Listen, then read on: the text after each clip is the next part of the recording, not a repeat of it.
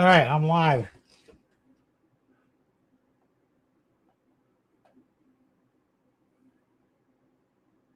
There we go. Well, almost back.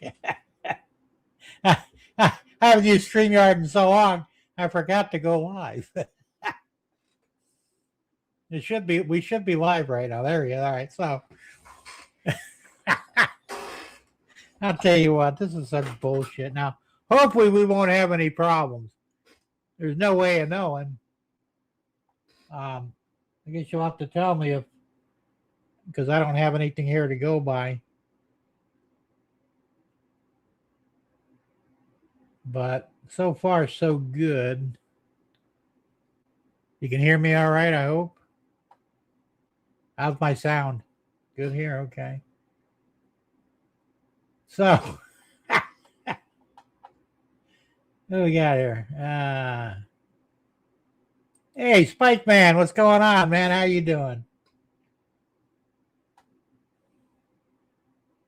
I'm doing okay. Yeah, I haven't used it so long, I practically forgot how.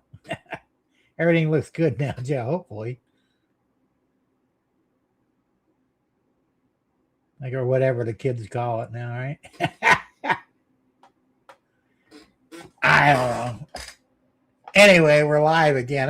This is a different picture too, man. It's a lot bigger. Yeah, maybe I should start using StreamYard again. I don't know.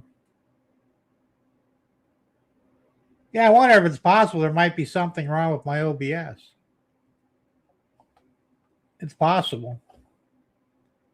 Can I see your U.S. sugar steam train? Oh, yeah. Oh.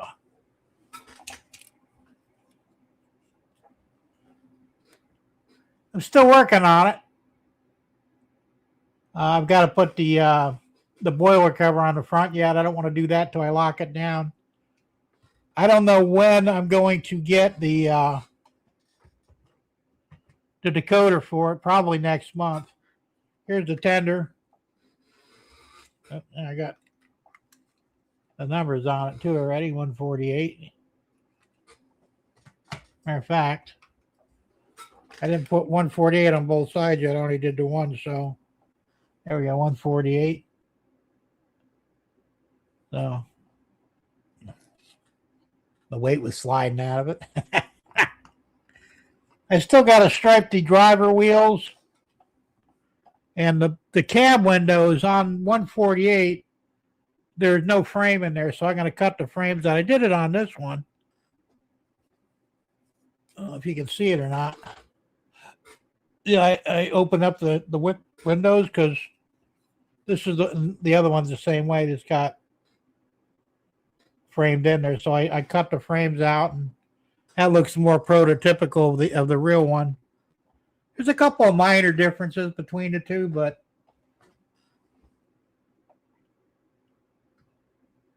can you imagine if it was? Yeah, right? That would suck, wouldn't it? But OBS takes up internet power as well. Don't think StreamYard takes. Probably not. Kyle come in here. Kyle Stevens. Hey, Kyle, how you doing? Hey, listen, I got this at the train show at the Villages a couple weeks ago. Jesse Systems. It's an old Bachman, so I had to put Katie couplers on, body-mounted couplers on it, and metal wheels. But it's looking pretty good. It should be going into services as soon as I get my trains up and running again. Like I said, move this out of the way for a second. I'm putting a new drop down in. This is just laying here right now, but I was still working. I got to put the hinges on and everything else yet. It's going to be a lot different than the original one was, and hopefully much better. We'll see. I'm working on that. I hate to repeat myself, but you know that last part of the stream really sucked.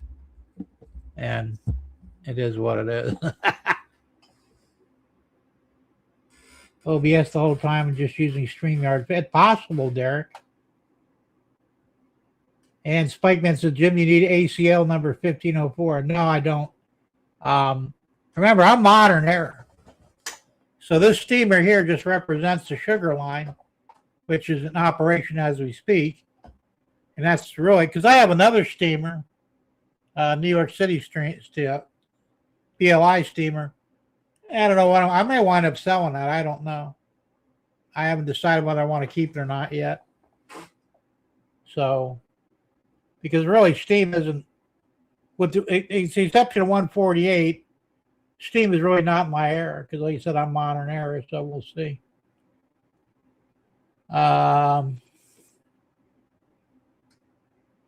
Yeah, I know, Spike Man. You're actually ON30. What the hell are you doing, man? You go from HO to N, then the O scale. Now you're on HO and 30. Hey, pick a scale and make up your mind, man.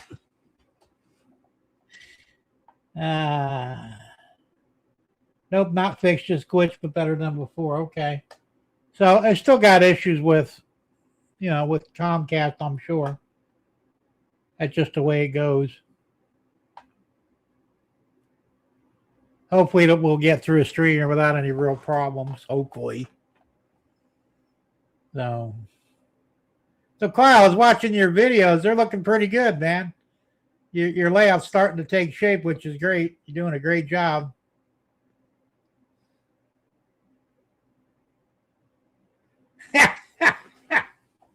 Now, Derek, that's funny, but kind of cruel at the same time. How can Spike Man choose a scale? He can't even pick a name. Well, at least he's still Spike Man. I don't know where the fuck Colorado came from. I guess 94 is his birth date. But I don't know why he doesn't just pick something and stay with it. I mean, I also have the same channel name and probably till the day I die, which hopefully be way down the road. But I'm not a big person on changing shit, man. I don't like change.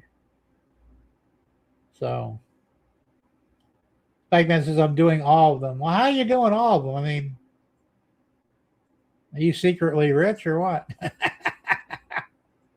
It's an expensive hobby, man. That's what I'm saying. It's tough enough to stay with one scale to do 3 or 4. That makes it all the more expensive. I mean, if you're doing it, that's fine, but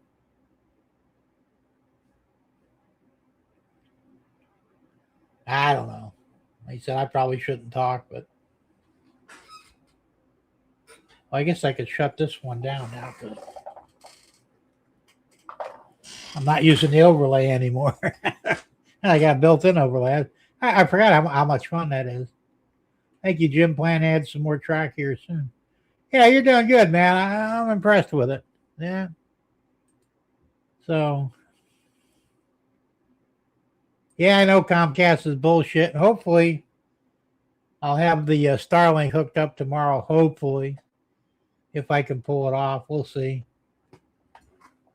You know, like I said, it's just one damn thing after another. You know. So, I got, like I said, I got the decoder. It's just a motor decoder for the switcher. It's the SW1500.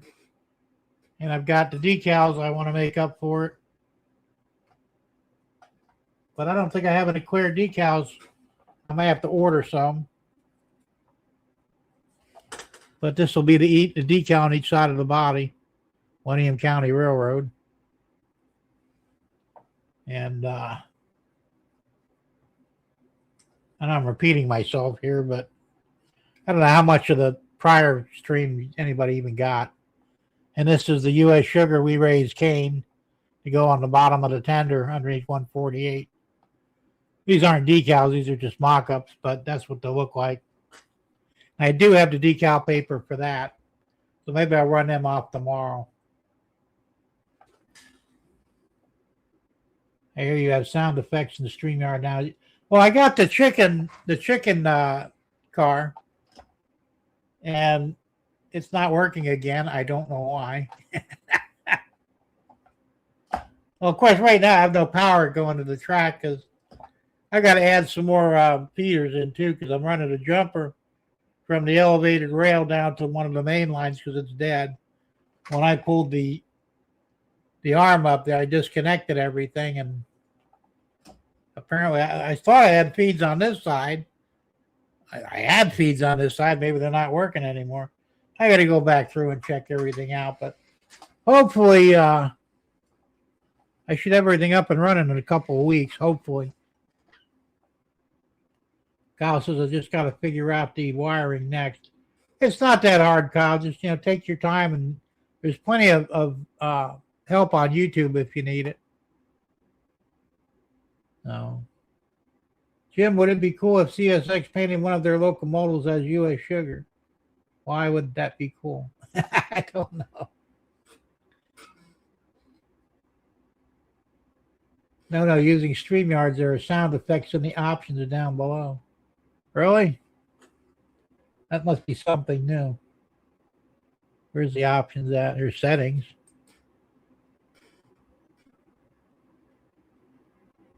I don't see anything, but like I said, I haven't fooled with StreamYard in forever. Plus, I'm not paying for this. Is the free version too, so there may not actually be anything I can do on the free version. I know they got 2 new demo screens, set outro video, new screens. I should have all that stuff on here. I don't know, but we'll see. Time comes. I still got my banner still running because that's old. Hey, Ken Amos Jr., how you doing, Ken? Good to see you here, man. I had to go to StreamYard because I was having a lot of problems with OBS and Comcast. I mean, this is running better. It's not perfect, but I still don't have the Starlink hooked up. Hopefully tomorrow. I have not seen any spikes at all. I think they cleaned them all up, And I mean, there might be some along the way, but I don't have the time or the ability to really walk up and down the track to go hunt any down. I already sent you some from the Sugar Line anyway, back a couple of years ago. Trackside Mike said there was. I have not done a live stream in a coon's age.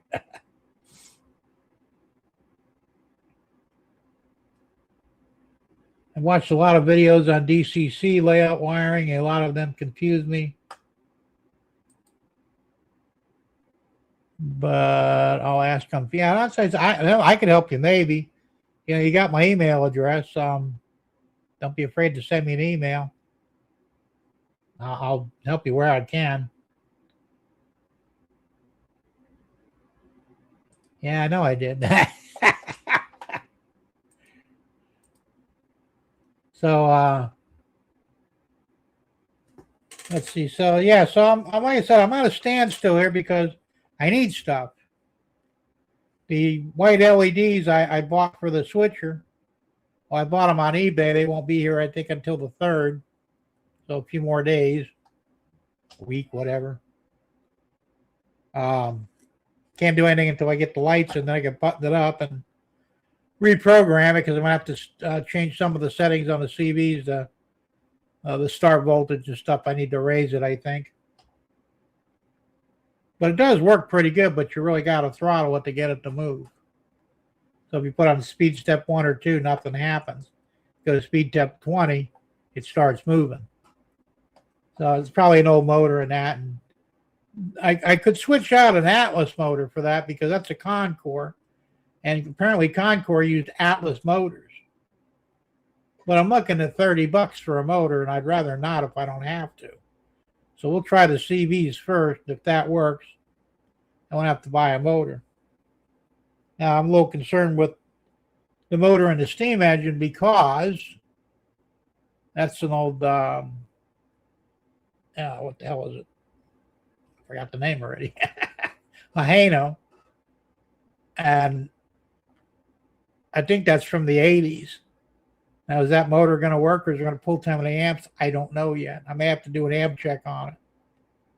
If I do have to replace that motor, they don't have a lot available. So we'll have to wait and see on that. But I've read, like I said, I've read a lot of blogs on it. And like I said, I don't know, you can use that motor. It doesn't pull a lot of amps, and all of the Tsunami 2 decoders work fine with it. And that's what I plan on buying anyway. So hopefully, fingers crossed, it'll be good. Uh,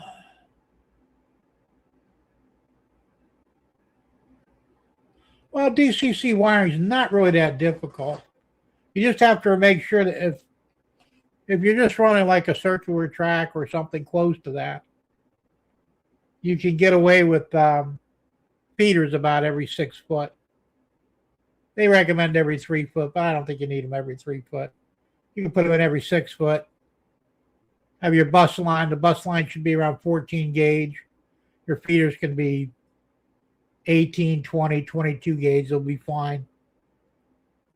I like to use I use the positive or the red line, even though there's no real.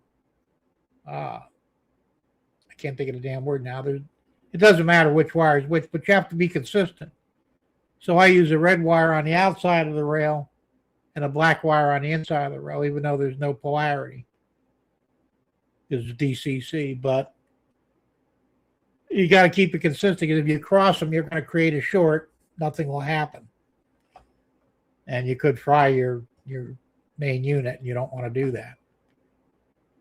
But that's basically about it. I mean, of course, any switches, you have switch motors.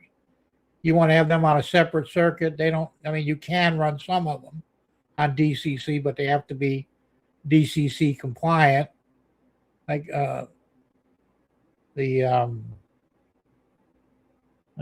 tortoise machines, they have two different versions. They have the ones that work with DCC and they have the ones that don't. If it works with DCC, that's a little more complicated, but you can run it off your bus line, I believe. But the ones that aren't DCC compliant, you run it off a separate 12-volt source. So like on my layout, on the second level anyway, I've got my bus line for the DCC and a second bus line, or second set of bus lines for 12-volt DCC, or DC rather. So any lighting or mechanical stuff that isn't DCC will tap into my 12-volt bus line. The DCC line is specifically for the track. I don't know if that helps Jenny or not, but that's about as simply as I could put it.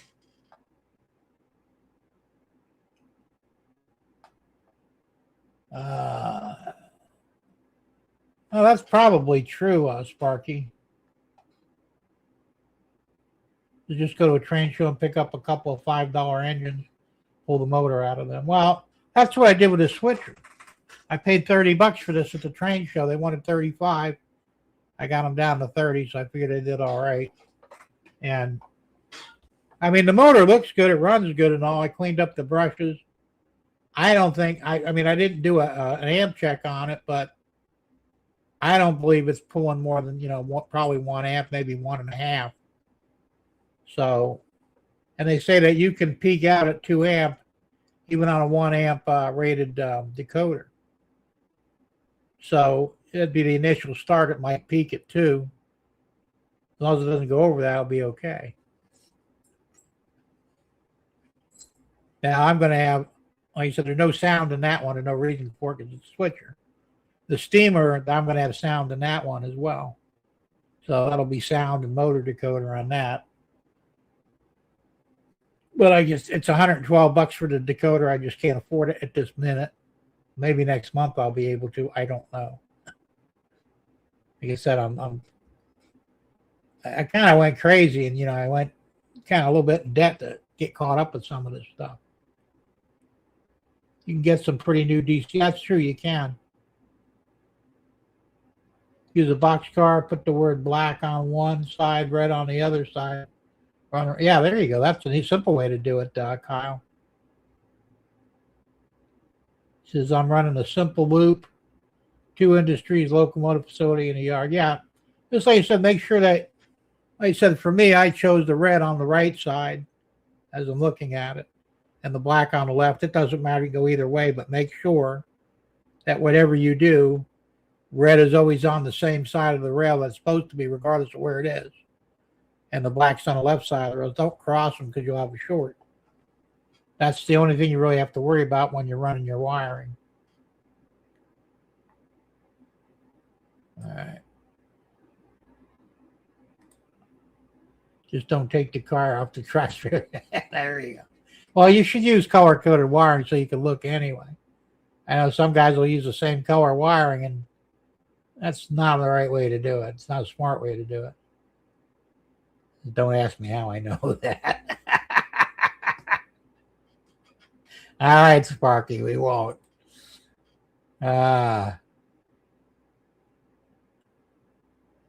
So yeah, it's like I said, I wouldn't be intimidated by it. It really is easy.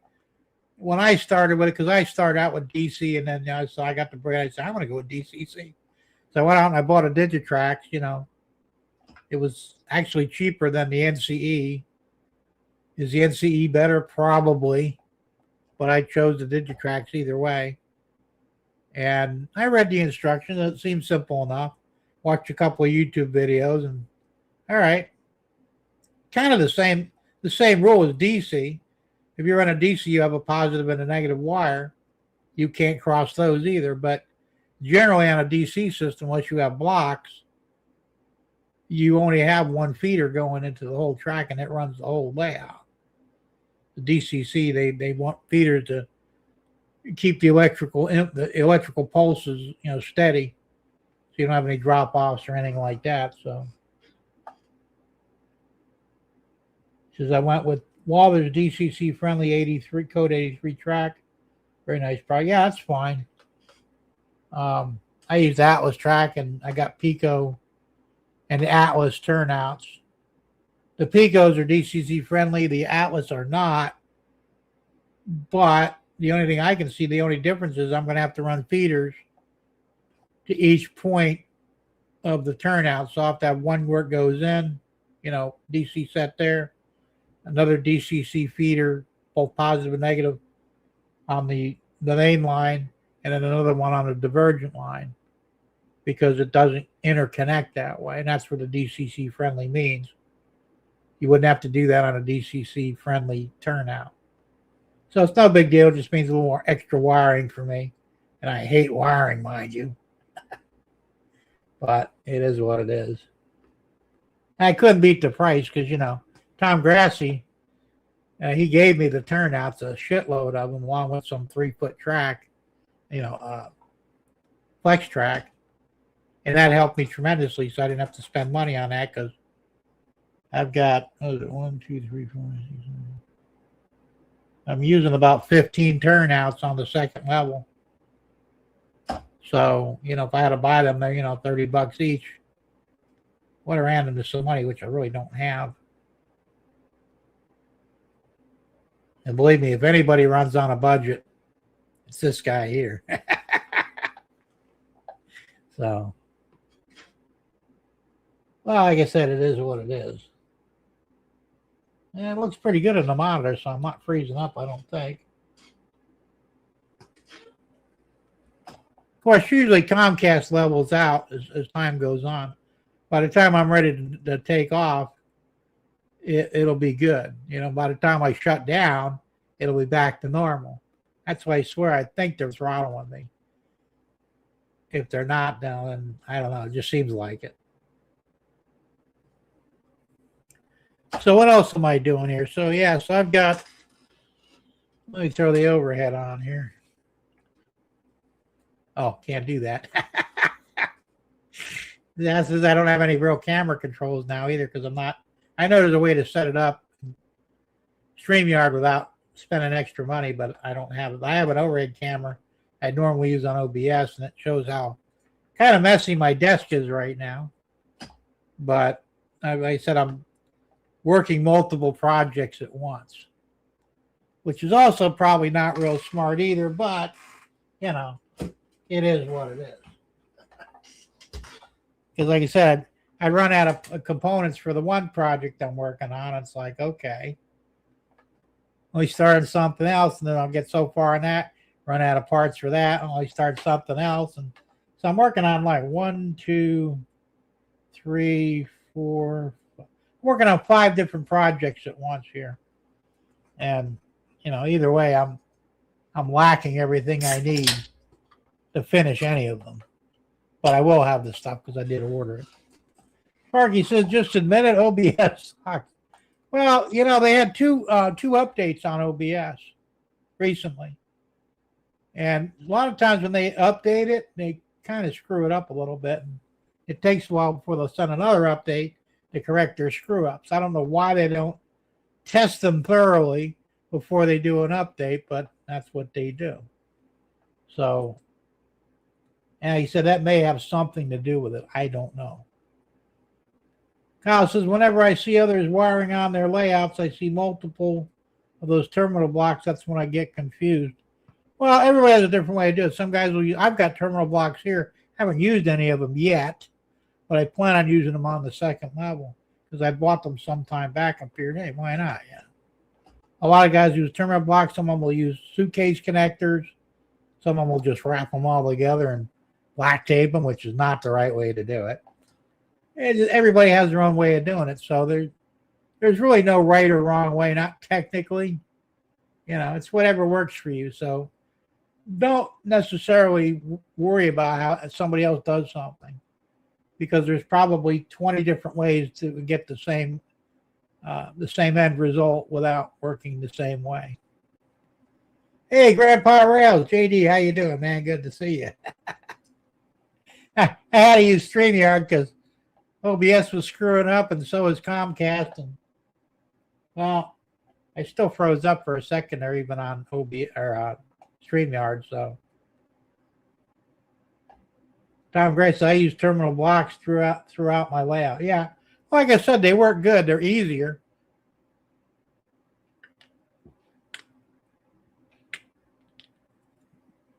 And so I think I bought a dozen of them a couple years back. I think the intention was to use them on the second level because I knew I was going to put one up. Now that I have the second level up, like I said, it'd be great for feeders and stuff. I could run feeders into the terminal block and have fewer connections on the bus line. That's my way of thinking anyway.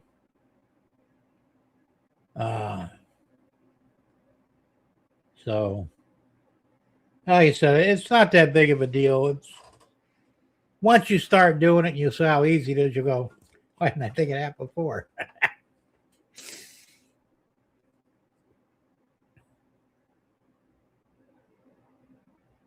Let's see here. So, what else did I do? I haven't really done anything else in here. I wanted to, but I didn't. I said I started getting all the I got 2, 4, 6, 7, 8, 9, 10, 11, 12. I got 12 rolling pieces of rolling stock that I got to convert to metal wheels and Katy couplers. And there's 2, 4, 6 pieces I have to put in the draft boxes, the body mount them, because they had, you know, truck mounted. I don't like those. I ripped all that shit off and we'll get it straightened out here pretty quick. Grandpa Rose, hey, Jim, we have the same shirt on. This was the only one I had clean at the moment, so I threw it on her and said the hell with it. That's pretty cool, though. At least we got matching shirts, right? Do we have matching gray hair, too? I believe we do. Hey, cousin, once I get enough track on the layout, I'll ask again. Might be ordering more tracks soon. The model train bug has hit me hard. Yeah, well, it does. And once you get that done, then when you start getting into scenery and buildings and, or should I say, structures, you really go crazy then.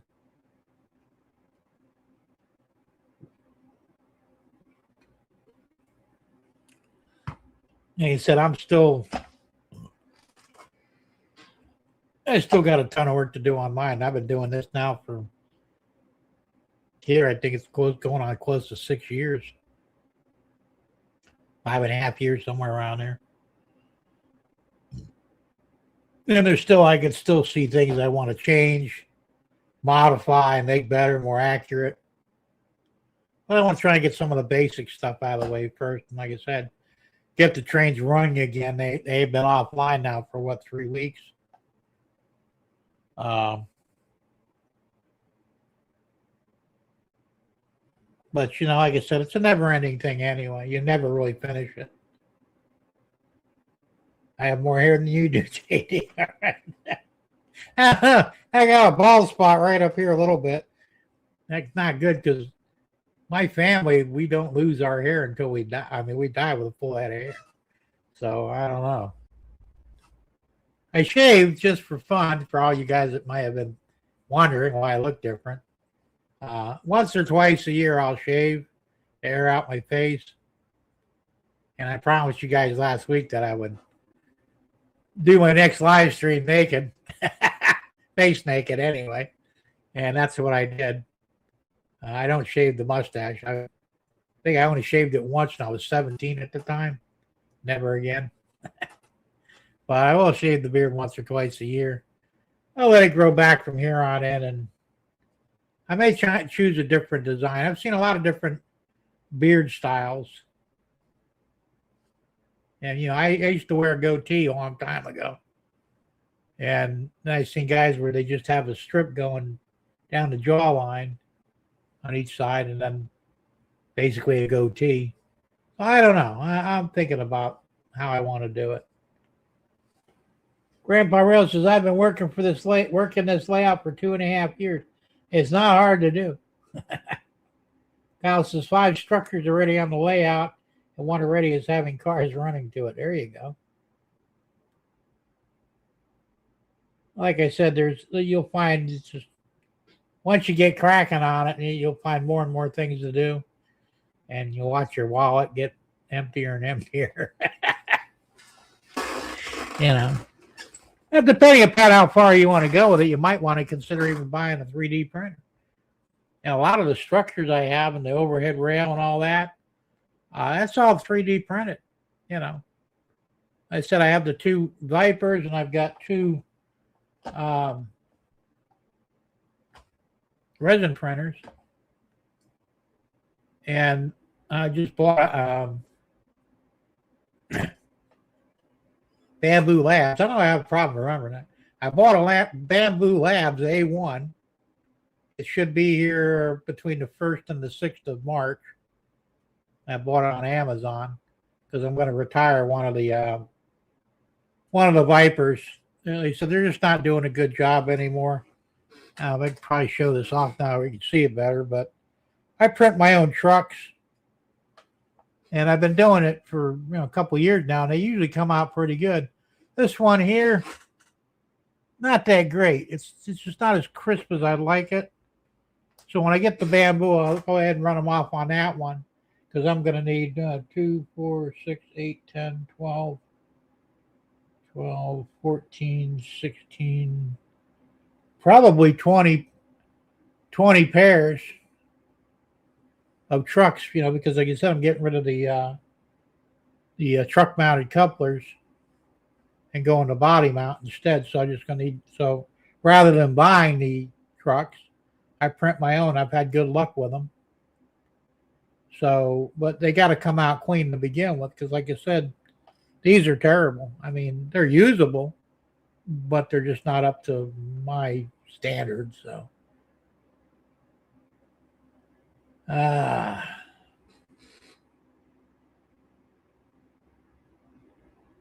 this is my first layout, just nervous on it, especially the track. Well, the track work is the toughest part. Remember, if your track's not right, the rest of the layout's really going to give you nothing but problems.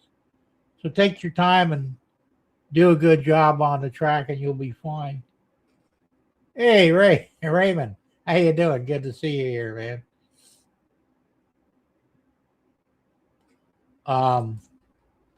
Yeah, like I said, I don't get too nervous about it. It's all cakewalk. Even if you're a beginner or a newbie, whatever, you'll fall right into it and you'll be building the layout like a pro before you know it.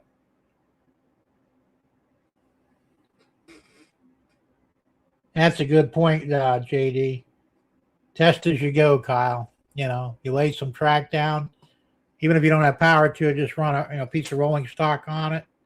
Give it a push and let it go. If it doesn't derail, you're good to go. Same with your turnouts and stuff. Test your turnouts after you lay them down. Make sure that train cars don't derail or get hung up on anything.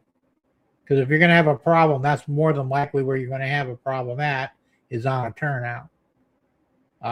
Probably won't, but I'm saying if you would, that's usually where it happens. So, JD gives Grandpa Rails gives good advice. Test it as you go. I did that because I did better rail work this time than I did in Naples. I didn't test in Naples, and I had a lot of problems at first. And it took me a while to get them straightened out, but I could have saved myself a lot of grief by testing it as I went instead of just laying it down and, hoping for the best. But I really didn't know what the hell I was doing either. So, there you go. Ken says, wire it as you lay it too. Nothing worse than wiring a bunch at one time to find out you made a mistake. That's more good advice. And it's a lot easier too. Because you could take a piece of flex, wire your feeder, solder your feeders on it off the bench or wherever your soldering iron is. Then you just drill the 2 holes where the wires go, drop your track down, connect it, and you're pre-wired pretty much. I mean, you still have to tie it into your bus line, but you won't have, because a lot of times it's hard to solder wires when they're already laid down. I did not follow that advice, which I had that advice, but I didn't follow it either on the bottom or on the top. So at the top, I've got to drop all my feeders. I don't have any of them soldered on yet. And the track is basically down. So, but I've been doing this long enough to where it's not that big of a deal. It still sucks though. So far so good. I do have to replace one switch out with my fault. Oh, that'll happen. That's no big deal. Ken says, I made that mistake, caused me 2 weeks on third level of layout and many a gray hair. Yeah. So I'm saying I screwed up on, by not pre-wiring and stuff like that, and pre-testing on the first layout, the last layout down in Naples, because I had several. When I started this one, I said I didn't pre-wire it. I think some parts I did, but I did test all the track before I, glued it down to make sure everything was right. There was no, crazy bends or warps or anything like that. A lot of times you can be put track together. Well, I don't know your age, Ken, but my eyesight's not as good as it used to be. And sometimes you're putting the track together, you'll miss one of the joiners. You'll be on top, and you don't notice it until you go to roll a piece of rolling stock and boom, boom. Oh shit, that didn't work. So you got to pull it back out. So you're better off to check that stuff before you put it down permanently. And then you can, you said, well, I don't know how you're putting your track down. If you're using track nails or glue. If you're using glue, use Elmer's white glue. That's the easiest way to do it. Put a bead down, drop your track on top of the road bed. Presumably your road bed is also glued down with white glue. And the nice thing about that is if you ever have to take it back up, you won't destroy the track doing it.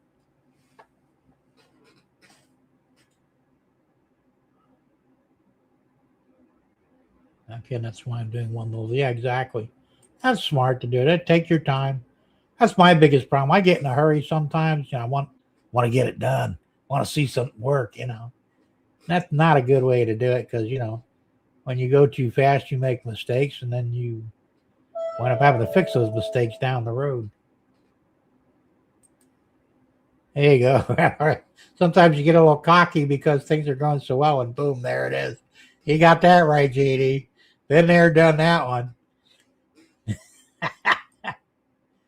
All right, using track nails and no road bed. That's cool. That makes it easier.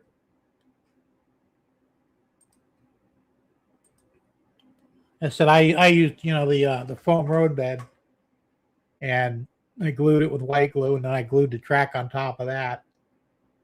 Because I'm using because I've got 1 inch of foam over all the plywood.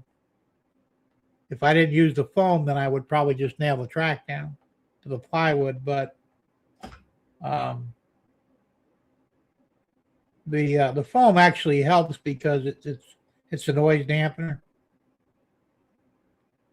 No road bed for me. I see. I didn't use road bed up on the top second level either. I only used it on the bottom level because the top level I figured, well, you know, it's mostly yard up there anyway on the one side, and basically a main line with a couple of sidings on the other side. And I didn't really see a need for road bed. So, and it saved me money too, so it's fine. I just said I glued the track to the foam with white glue and it'll do. 11 and 6. All right, somebody's not hitting the like button. Come on, guys. You know the routine. Hit the like button. It's free for the moment.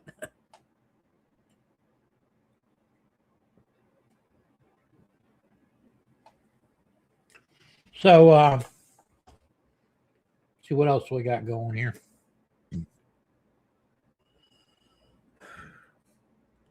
Yeah, I've been using this old shell. I'm pretty well good at it. But I've been using it to practice on stuff. Like I said, the white lines. I did the white lines there with a paint marker. I figured if I screw up on this, it won't be a big deal. I don't want to screw it up on the model I plan on using it. Same thing, I airbrushed the silver in the front of the boiler. And I wanted to make sure that it would come out right, and it did. So then I went ahead and I did it on the real engine. Well, the one I'm going to use. Same thing, I had to cut one of the, I guess they're called sand towers. Somebody thinks, was that you? I can't remember who told me that now. But it might have been Derek. But I had to cut one off because on the 148, the real one, it has two of them, but it has one here and one here, and they're taller. So I actually printed my own. These are printed, 3D printed, just the sand towers, and grafted them on there, and they're all sealed in. All came out good. And of course, there's the bell up here, which just didn't have. This had a bell on the front. I take the front bell off, put it here, and I've got to set up a headlight up here yet, which I have one. So I've got to get that mounted too and operational. So I'm doing a lot of modifications to this thing. Like I said, I wound up with 3 of these. The first 2 I bought was the one you saw, the one I'm using. Well, the body anyway. This was a secondary one that sort of ran, and it had issues with it. So I bought a third one. I only have 1 tender out of the 3 locos. But the tender is fine, so no problems with that. But the third one I bought had a good chassis and drivetrain on it. And I took the body. The body was good. I left it intact. And I put it on the other chassis. It runs, but the gear set's not good in it. It won't pull anything. I mean, it'll go down the rail itself, but if you tried to put a couple of cars behind it, it won't pull them because the gears keep skipping. So I said, well, I couldn't find any components for it. I didn't really think I can actually go ahead and print gears for it. So I said, you know what? I'll just buy another one. I got a good deal on all 3 of them, actually. Hey, Obama Big Man, how you doing? Good to see you here, man.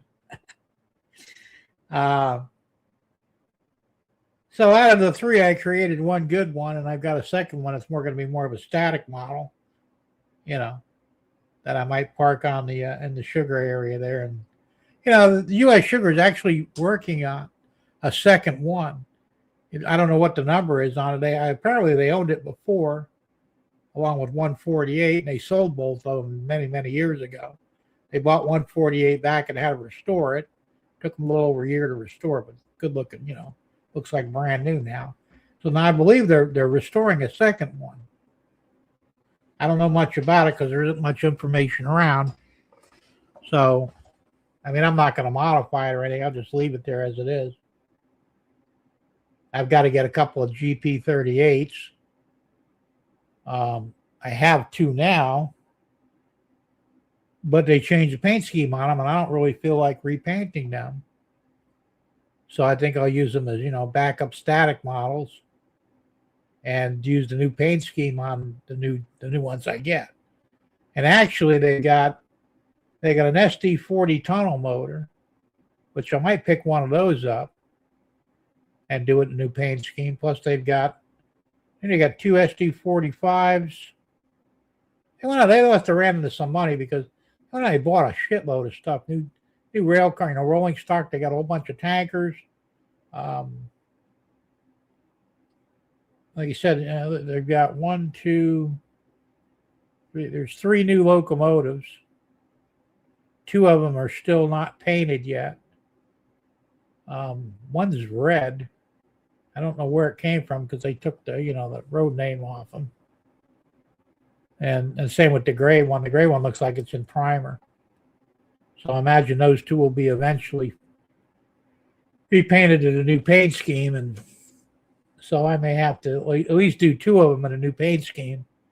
And I may, like I said, I may just do I may pick up an SD40 tunnel motor and an SD45 and solve that whole problem because they're easier and cheaper to buy. I'll get a couple of DC ones and convert them over to DCC. I have some bench work in place, but I haven't laid any track at this time. Oh, you're getting there. It's a start.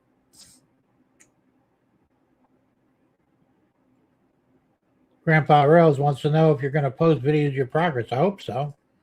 We want to see it.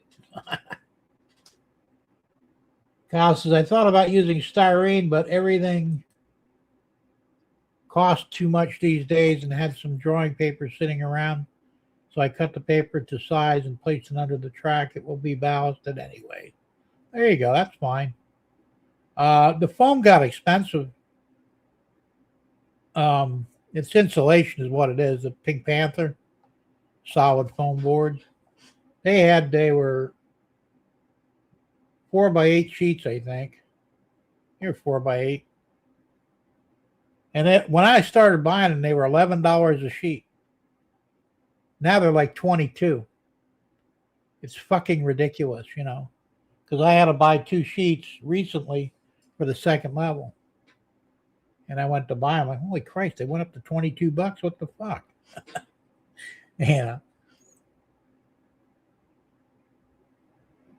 Obama Big Man says, Grandpa, and the plans when I get something going and fear of posting. Oh, there's no fear of posting, man. We want to see it.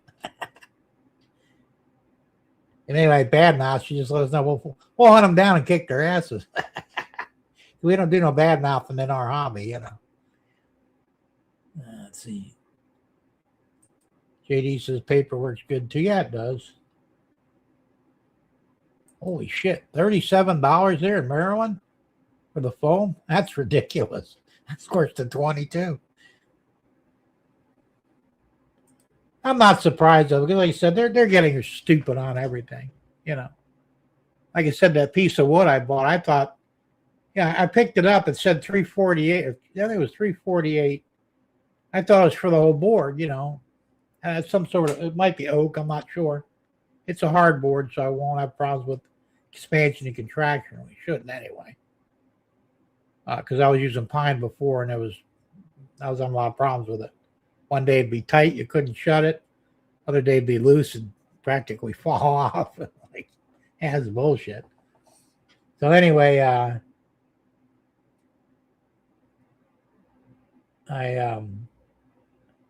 thought it was the same thing when he rung it up. I said, is that a linear foot? He says, oh yeah. Holy shit. Good thing I didn't get the 10-footer. Huh? I wanted to make sure I had enough because I really wasn't sure what I was going to need, because I have the top piece, which is a drop-down arm, and I've got the base in the front, which looks like an upside-down L. And then I got another piece in the back, so I have room to support the hinges. So I knew I was going to need more than just, because I think the piece was 25 and an 1/8 inch long.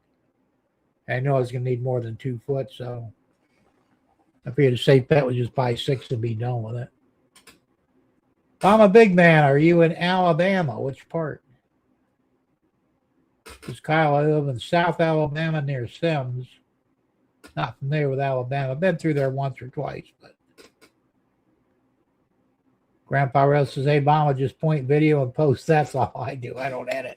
And I mean, you don't really have to edit. I mean, if you want to be picky about it, you can. I edit my stuff, but, you know. Kyle says, I don't edit my videos either. You can't tell. It looks good to me. Kyle says, cool, I'm in Gulf Shore. Kyle, you're in Alabama too? I didn't know that. That's cool. Hey, Russ, Rockin' O Railroad. How you doing, Russ? Good to see you here, man.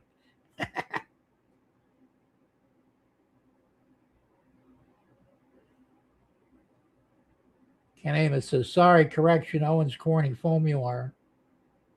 Let me put that up there. 4 by 8 foot. Rigid form is 50. Holy shit, are you kidding me? Man, they're bending you right over. $60 for one? Oh, that's for 2-inch. Okay. Not using the 1-inch, but still. I thought 22 was outrageous. Buy 10 or more for $53.97. Oh, they give you a couple of bucks off, huh? That's outrageous. Of course, Maryland too, so you know.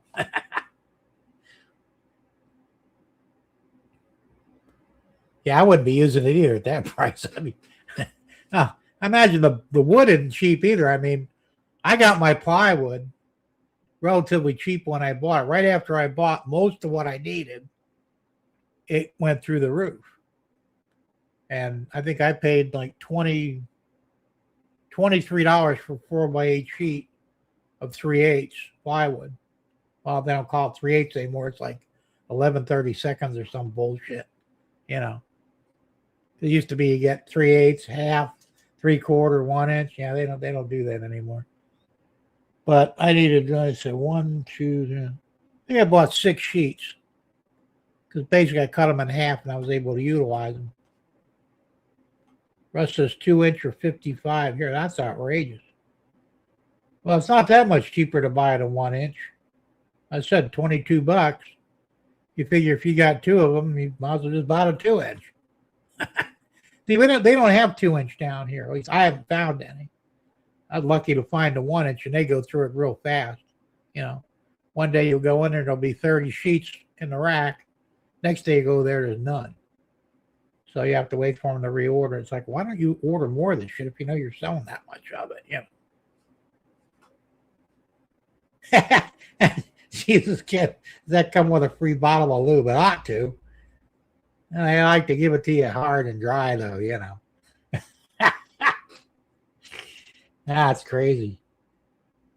Unfortunately, I have to get from Maryland, Virginia, or West Virginia, and prices are all about the same. Really? That sucks. I guess that's north, like I said. Ken says 1-inch is $32. That's a lot more than it is here. It must be cheaper to come to Florida and buy a shitload of it and take it back with you. Until you factor in gas, I guess, but.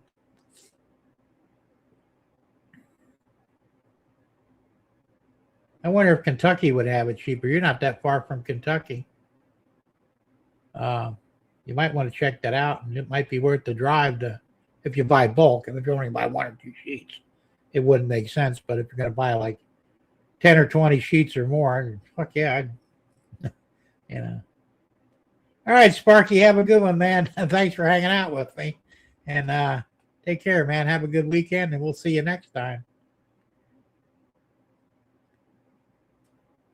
So that's what I'm saying. This hobby is getting so ridiculously expensive, and it's just getting worse and worse and worse. Hey, Carolina Foothills, how you doing? Good to see you here.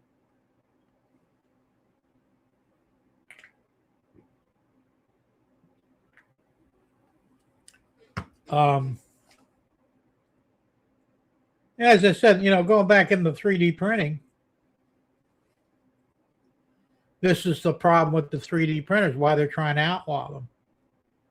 And I talked about this a few months ago, or maybe it was a year ago. I don't know. I know we did talk about it.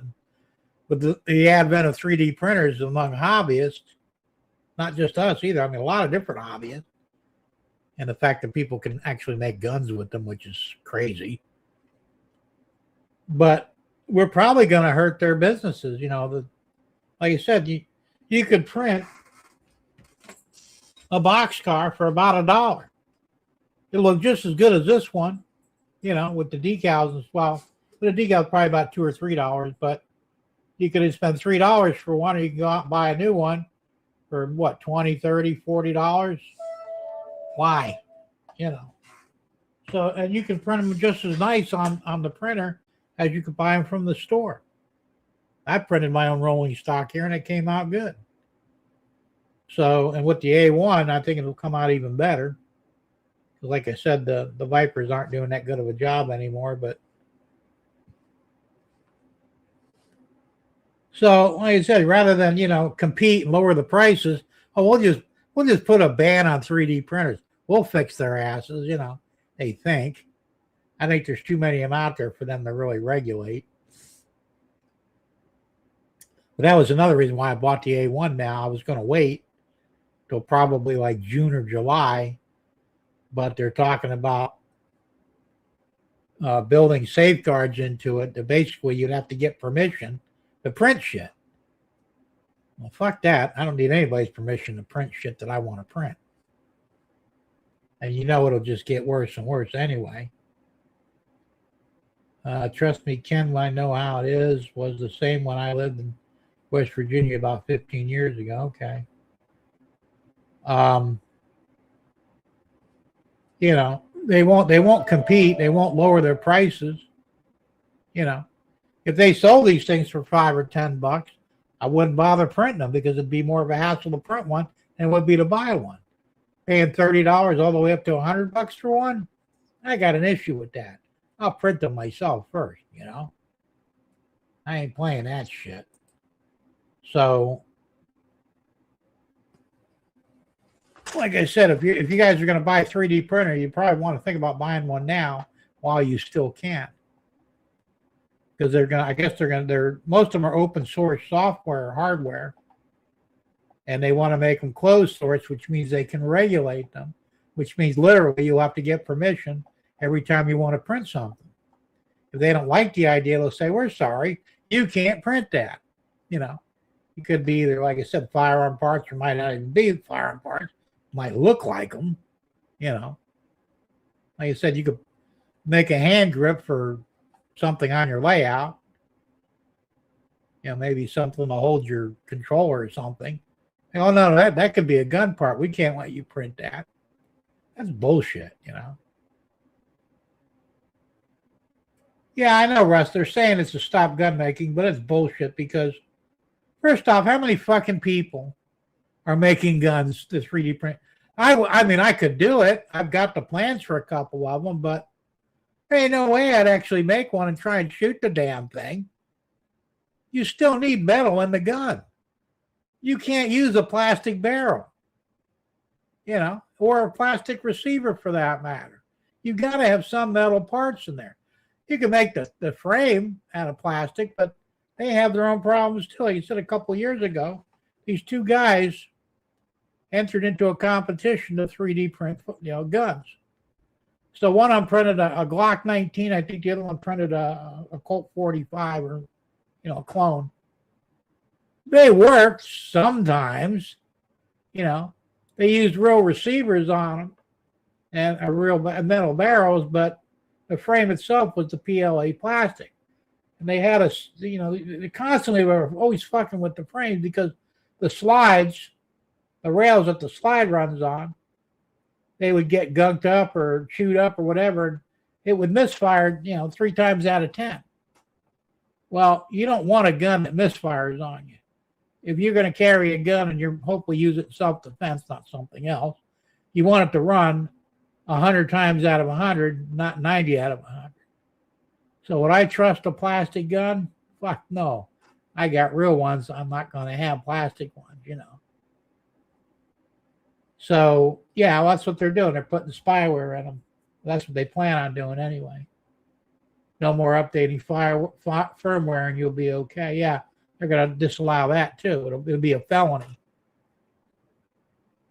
But if you buy one now, like my Vipers are safe, and the A1, I'm not going to use the A1 online.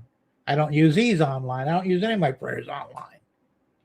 my slicing programs online. Now, if they decide to regulate the slicers, that could be its own problem.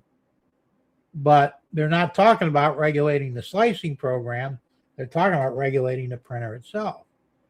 Now, a lot of guys, like Tom Grassi, for example, he runs his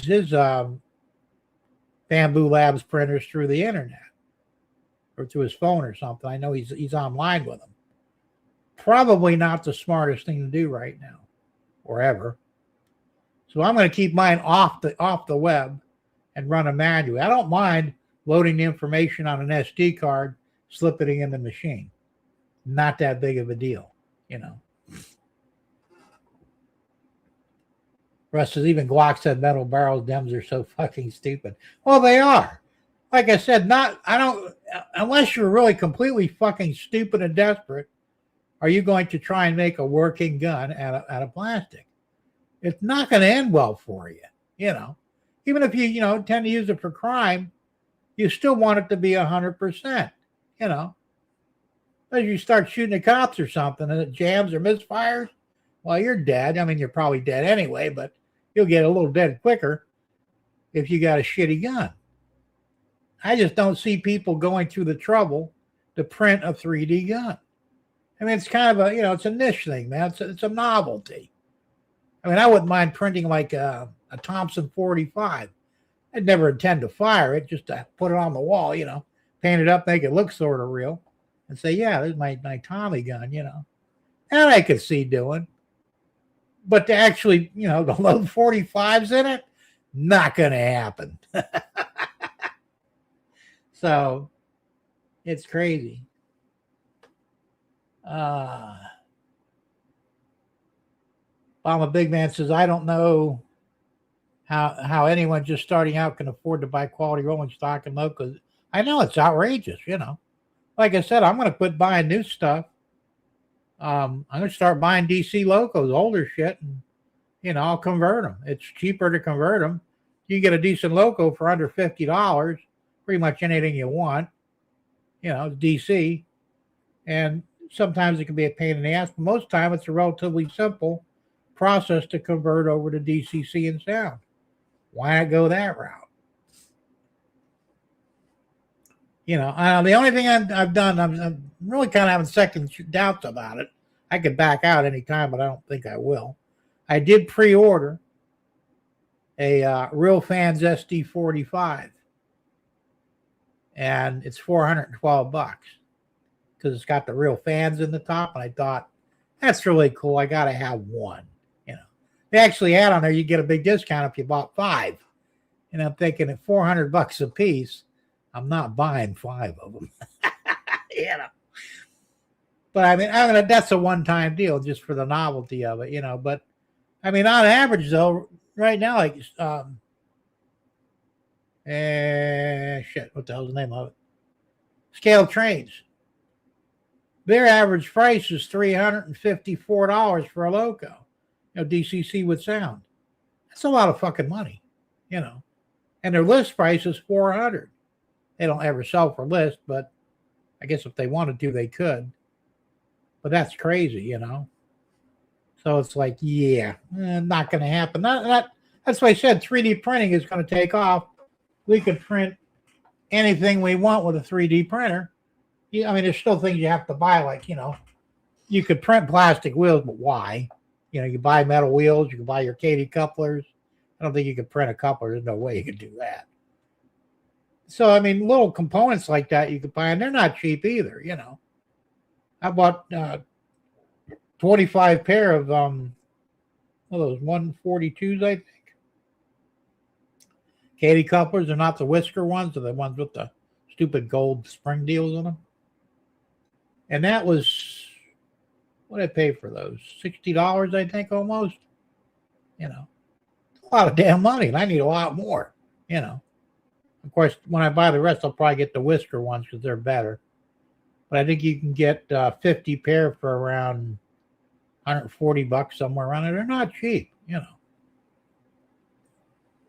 And the wheels were fairly inexpensive. I buy them in quantities of 100. And I think I paid Yeah, it was like $80 some or $90 some. It was less than $100, for 50 pair, 100 wheels. So, so far it's being shut down and not passing. But well, it's sitting in the committee right now, from what I understand. Um, Honestly, I don't know if it'll get passed anytime soon, but I don't trust the government with anything because, like I said, they could turn everything into they fuck up a wet dream without trying. They really do. You know it, I know it. They do this with everything.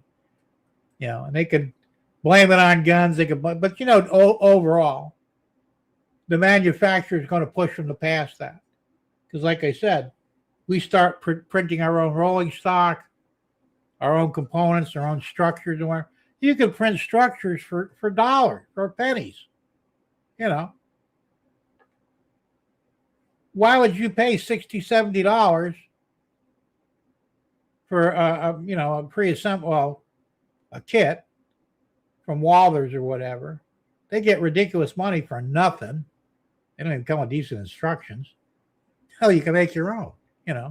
I made a bunch of my structures, and they look just as good as any you buy from Walthers, and literally cost me pennies to print them. So why would you do that, right? That's why I said I think at some point they're going to get to where. Should think that. Well, I'm getting behind here, man. Where the hell did I leave off? There we go. Yeah, that's true. I went to the train show at the Villages 3 weeks ago. I'm probably going to go do another one in the next month or two and look for more stuff because I got some good deals, man. And they said, nobody's got any money. And I saw some expensive stuff in the train shows. They said they had, that one that Tom just went to Sarasota, I think it was. They were panning over. They had a locomotive there for $1,200. It could have been O scale, but I could have swore it was HO. But it doesn't matter. That's a lot of money for, But that's what they're doing. Some of them are getting ridiculous, but other times, JD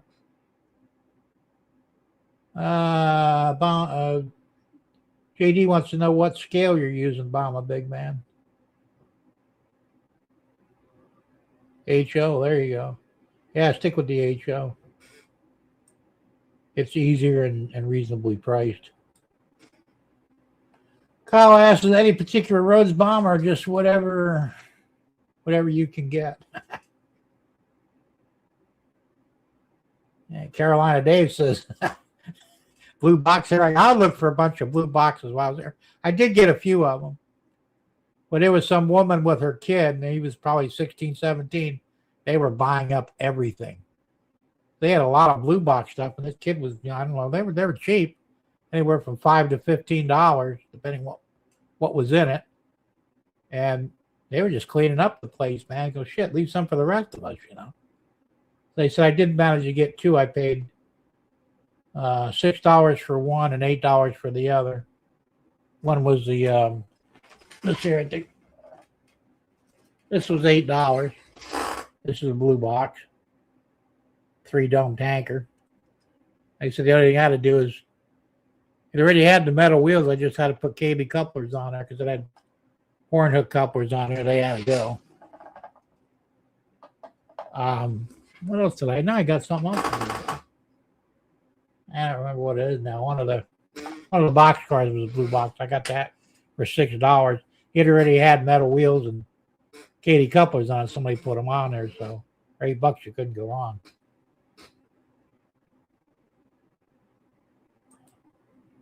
JD says I have tons of blue box. Like I said I plan on getting more of them.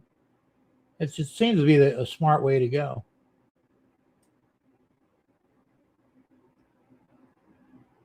Dems wear out. Here we go. Dems wear out the voters here in Oregon, Ken. They never give up. They keep pushing bad policies and gaslighting until the dumb voters. That's true. I don't know why the fuck they even. There's so much. They're worried. The Republicans are worried that the Democrats are going to take the midterms for the Senate and the Congress. If we're really that fucking stupid to let that happen, then we were screwed to begin with. Especially after the State of the Union the other night. You'd have to be a complete fucking moron to vote for Democrats. I know there's a lot of them out there, but there shouldn't be that many. JD says scale trains started off good, but they're what does it say there? That they kicking are the budget modeler to the they are. Their prices just jumped way up. When they started out, I thought they were decent trains. I still do. I still have issues with their trucks on their locomotives. I wish they would change the design and make them more user-friendly for maintenance and whatever. But I don't think they're going to do it because they don't care. But overall, they've got good quality stuff. I have, they've got 6 scale trains locomotives, and they were doing the box cars for a while, the plain ones. They were going for, I think, $8 or $9 each. I bought a shitload of those. And I repaint them, whatever I want to do, and re-letter them and all. And I don't think they even sell them anymore, which really sucks.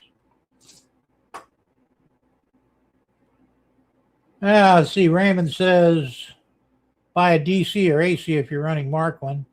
Install a good quality, affordable decoder, and there you go. A good old dependable locomotive. As for sound, well, leave that to your imagination. Well, you can put sound in them, too. I mean, it's just whatever you want to spend, I mean, like I said, I believe it or not, the decoder for this one here, the switcher, this is a, the hell made this? It's not one of the big name companies. Where is this? MRC. I got it for $9.95 on eBay. So I figured I got my money's worth, and it works great, It said it's only a 4 function, but that's all I need, for that. At least no sound. Like I said, when I buy the one for the steamer, that's going to be a Tsunami 2 with sound. So that's going to be quite a bit more money too. And Kyle says, I asked them why they don't make operator and kit classic models anymore. And they said they wasn't making any money off them. I call bullshit. Well, exactly. But that's exactly what happened. The classic model, the classic kits, I bought a bunch of gondolas. I think I bought 6 of them. They were cheap. The box cars, like I said, they had scale trains emblem on them. I just repainted them. They had Katie, I changed out the couplers because their couplers suck. I put Katie couplers on, but they do have metal wheels. And they're fairly decent, as far as realistic looking. And the same thing with the operator. I've got I bought an SD45, and that's an operator. And then they quit selling operators after that. It's all rivet counter now. And I go, that's bullshit. And of course, if I bought the ones with the decoders installed, if I were going to buy them now, it's $100 cheaper to buy them DCC ready and put my own damn decoder in. Because like I said, I'm not real thrilled with their decoders anyway. I'm not a big fan of ESU. If they can make money on it, they will make it that you have to pay. What would it cost to print a 40-foot reefer car with Katie Cup? Well, that's what I'm saying. Once the molds are made, I mean, I understand molds cost money. They don't cost that much money, I don't think. They shouldn't. It's all injection molded plastic. And the molds probably last for 10,000 cars, maybe more, before you have to replace the molds. I don't know exactly how that works, but I mean, you could actually sell a $60 car for $10 and still make money.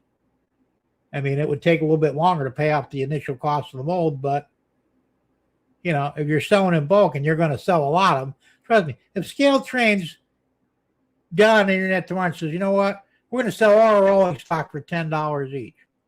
No limits. Includes all the rolling stock except for locomotives. They couldn't keep stocked. They would sell out literally every day.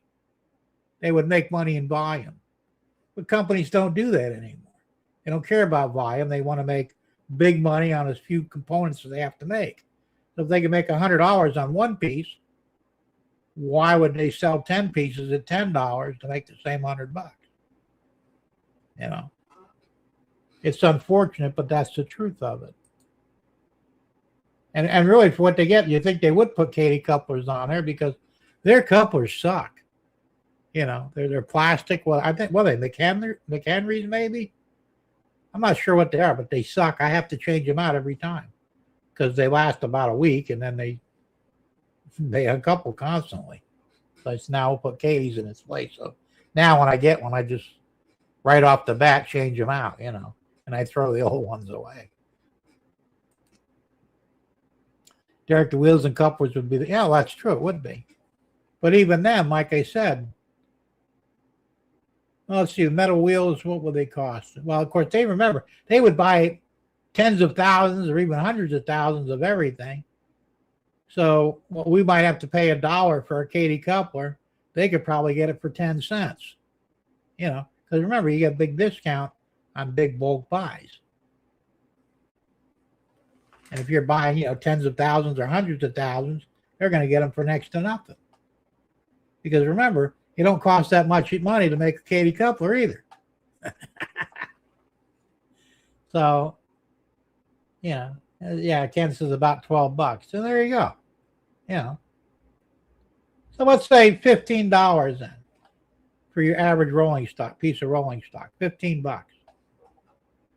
Good price. I wouldn't blink an eye at that. I kind of blink an eye at 30, 40, 50, 70, 80, 100. I've seen end scale rolling stock for $130. What the fuck? I don't give a damn how detailed it is. They ain't worth $130. But that's the way they do it. And what would the detail level be equal to? Well, once you make the mold, the detail is neither here nor there. I mean, if you want to start, like you said, add-on equipment, what they call that, where you're separately installed. Yeah, that costs a lot. Remember, they got these fucking Chinese motherfuckers assembling these things for probably pennies an hour. You ever watch Scale Trains actually did a documentary on how they do it in China, start to finish, for like an engine or a piece of rolling stock. These guys are assembly line workers. They're turning out thousands of them a day. And damn good and well, they're probably getting about 50 to 75 cents a day. They don't make the kind of money we get here. If they did, we wouldn't be sending shit over there because it wouldn't be cost effective. Now, if they made them here, of course, you'd have to pay a guy, $20 an hour to put the ladders on the box cars. And of course, it would get expensive then. And, there's ways around that too, but ultimately that's what it would amount to. So, I mean, if we're going to keep importing shit from China, we should see some of the fruits of the companies that make money off of it, So you're paying, let's say they're paying $30 for a locomotive, okay? Say an ES44, for example, a rivet counter. That's what they probably pay for it from China. They turn around and sell it for $363. That's a hell of a profit margin, all right? And they do it because they can and because we're dumb enough to pay the money. If we stop paying, they'd have two choices: either lower the price or go belly up. And if you go belly up, well, so what? That's the way it goes. Russ says they think Florida has lots of wealthy retired people. Well, and that's probably somewhat true, but realistically, the hobby is not big down here. More people play golf and get drunk in bars than they do play with trains. That's the absolute truth. It's unfortunate because I think it's a better investment to invest in trains than it is to invest in a set of golf clubs and just get pissed off when your score sucks every day. But, what do I know? So yes, there is more money here in most cases, but they're not, because how many hobby shops are around?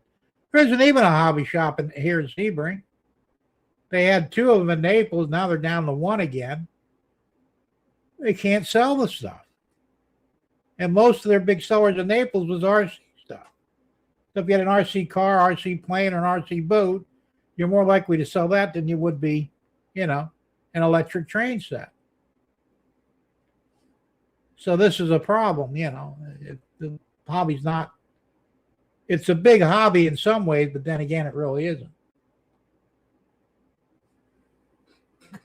He says, hard to believe how many blue box. Yeah, there must be millions of them out there because they're everywhere.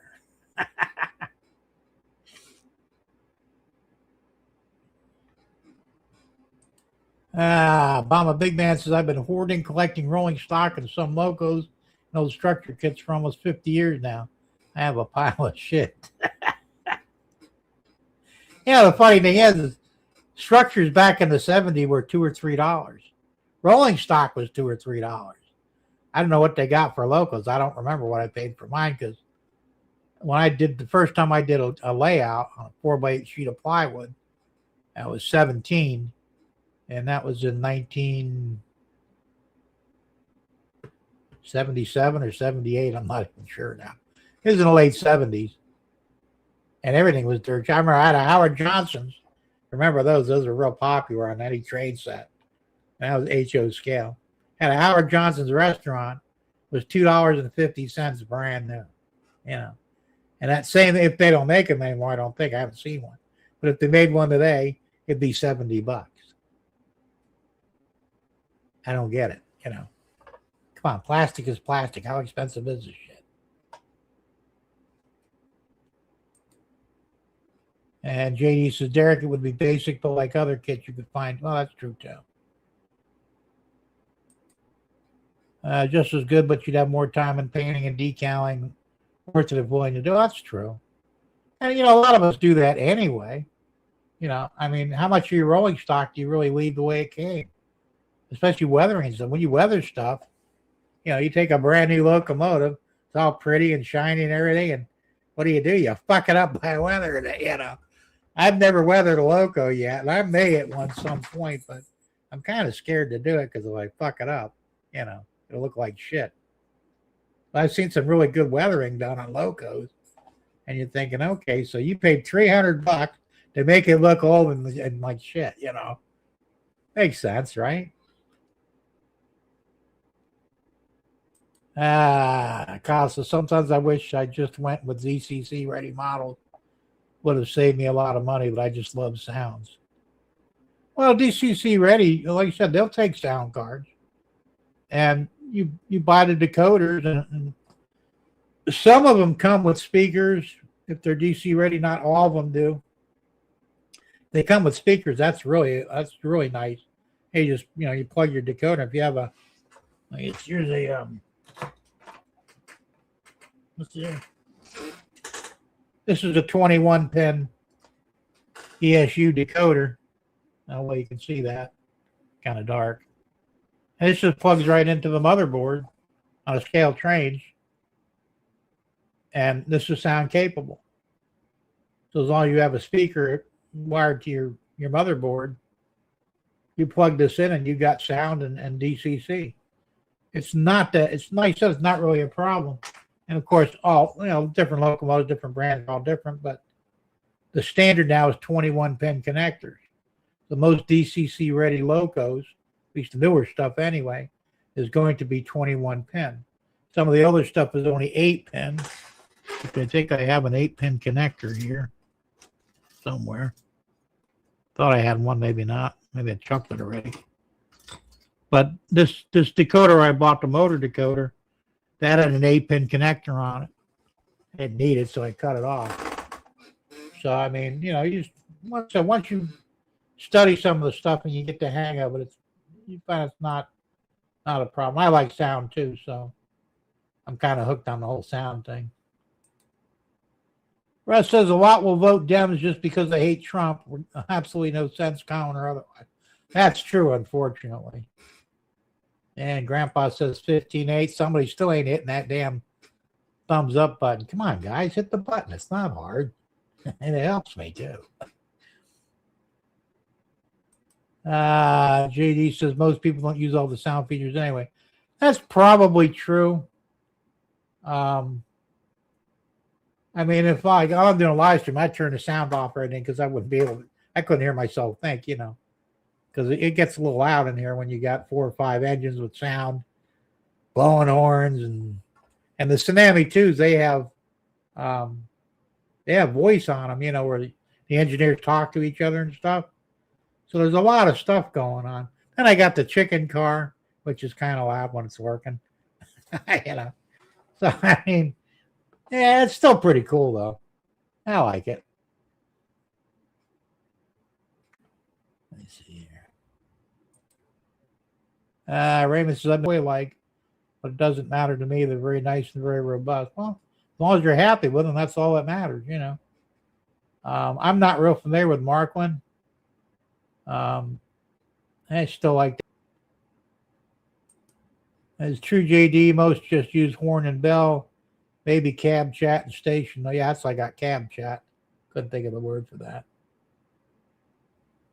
Uh-oh. I just got a notice. We're having trouble streaming to YouTube. This may be an issue on YouTube's end. We'll keep trying and let you know if it's resolved. Please check YouTube to ensure the stream looks okay. If this continues for a while, try creating a new live stream and just remove this destination from the stream, then re-add it. What the fuck? So yeah, it's Comcast is screwing up again, probably, right? So don't be hating on ESU. No, I'm not bad mouthing. I just personally, I'm not happy with them. I like the Tsunamis because they do more. The ESU is very limited in what it can do, which is fine. If you're happy with it, that's all that matters. But I wanted a little bit more, so I decided to convert over to Tsunami 2.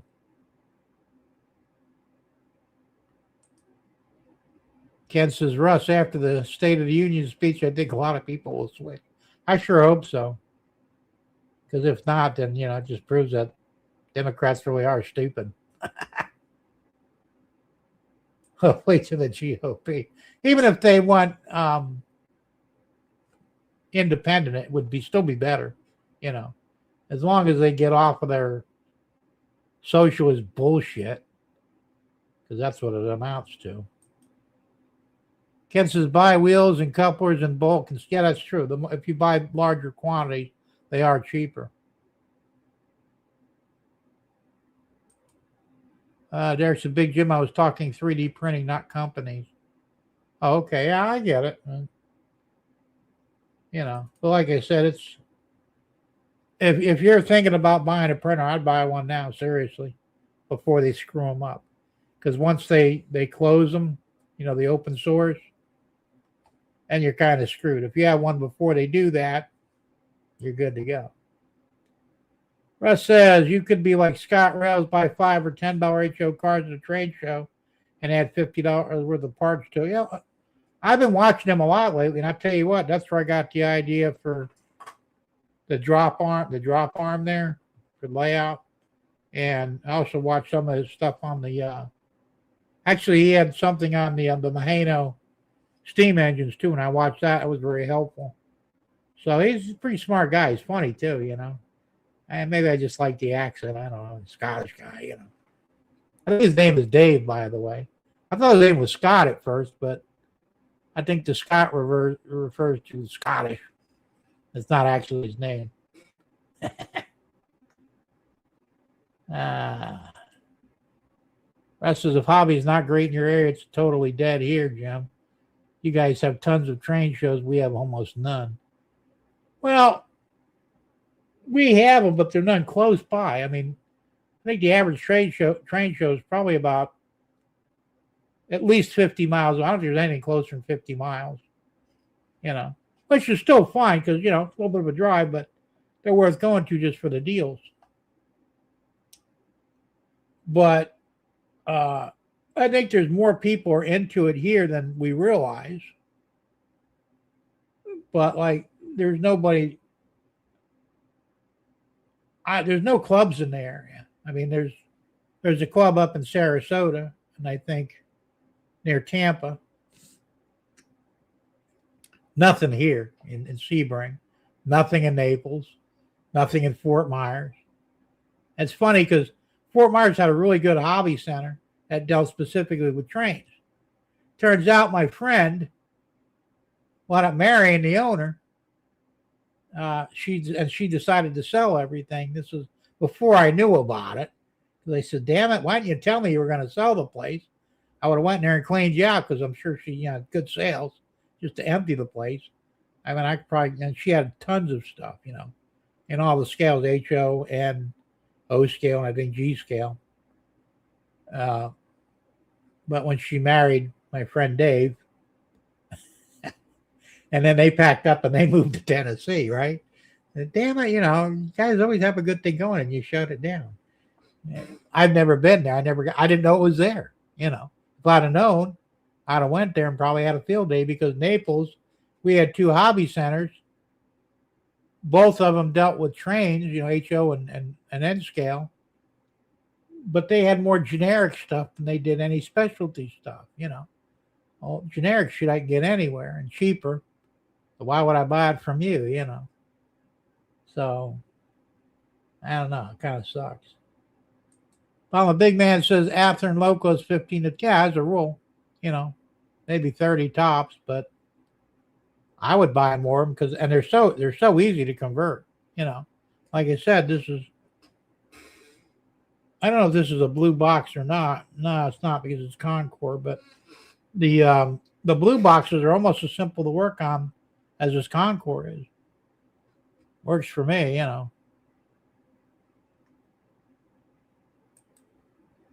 See, Ken says, I've done RC cars, planes, and boats and keep coming back to trains.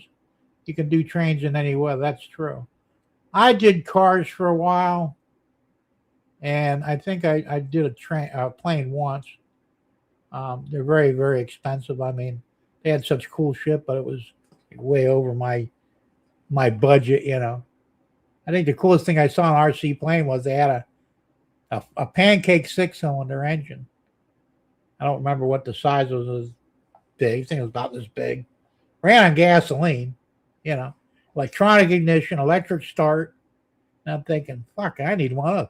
Yeah, well, it's $1,500 fucking dollars for the engine, I couldn't afford that, but it would have been really cool to have, though. And it produced like a horse and a half or some shit like that, We're talking, this potent motor. Obama Big Man says blue box were $4.95 when you were buying them. Well, I wish they were still $4.95. Raymond says I don't believe in weathering. I'm not crazy about weathering a locomotive because, like I said, I'm not good at it. I started doing it on some of my rolling stock. They're iffy, what did I do? There's got one here that I started on. I'll tell you, this place is a mess. I got these from the train show. They're gondolas, and I started weathering this one. We got like rust on it. It's not terrible. It's not great, But I figured, I've got the weathering powders and everything. I did this with the airbrush and a wash. Like I said, I got like rust stains on it. I may try use them. I've got the powders, the pastel powders, whatever you call them. My wife bought them for me. I've only used them once. So I still got them, and I'd like to use the weathering on that. But I got to practice more, Yeah, me too, Russ. I'm not going to fuck up a $300 loco. It's just not going to happen. So no, I'm not going to go there. JD says, when I go to train shows, I try to buy pre-weathered rolling stock. They got some of it out there, and the prices are usually pretty good. I didn't see too much when I went to the villages, but I was kind of looking for really cheap shit too. Like the rolling stock I bought was like 3 for $10. I got one was 5 for $10. 5 pieces of rolling stock.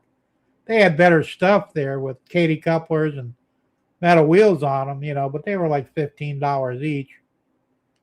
I wanted to get the most bang for my buck. So, like I said, I have some of the components here to convert them. I figured, why not?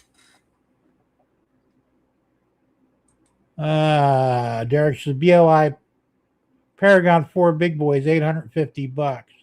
I'm not going to spray paint it or put chalk on it. Too afraid to fuck it up. I wouldn't either. But then again, I won't pay $850 for a damn locomotive. Ain't happening. I can't afford that, you know. And Tom Gray said, JD, not true. I do. Okay.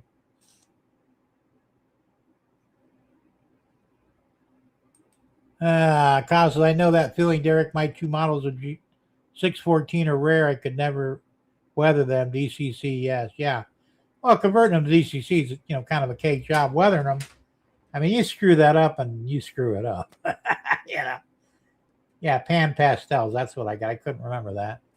If you don't like it, you can use IP alcohol and start over.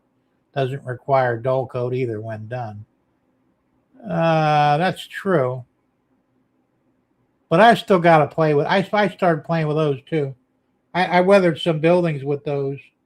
It came out fairly good, but I still got to get my technique down better, So I'm still kind of a newbie on that. It doesn't come off if you touch it, but it comes right off with alcohol. There you go.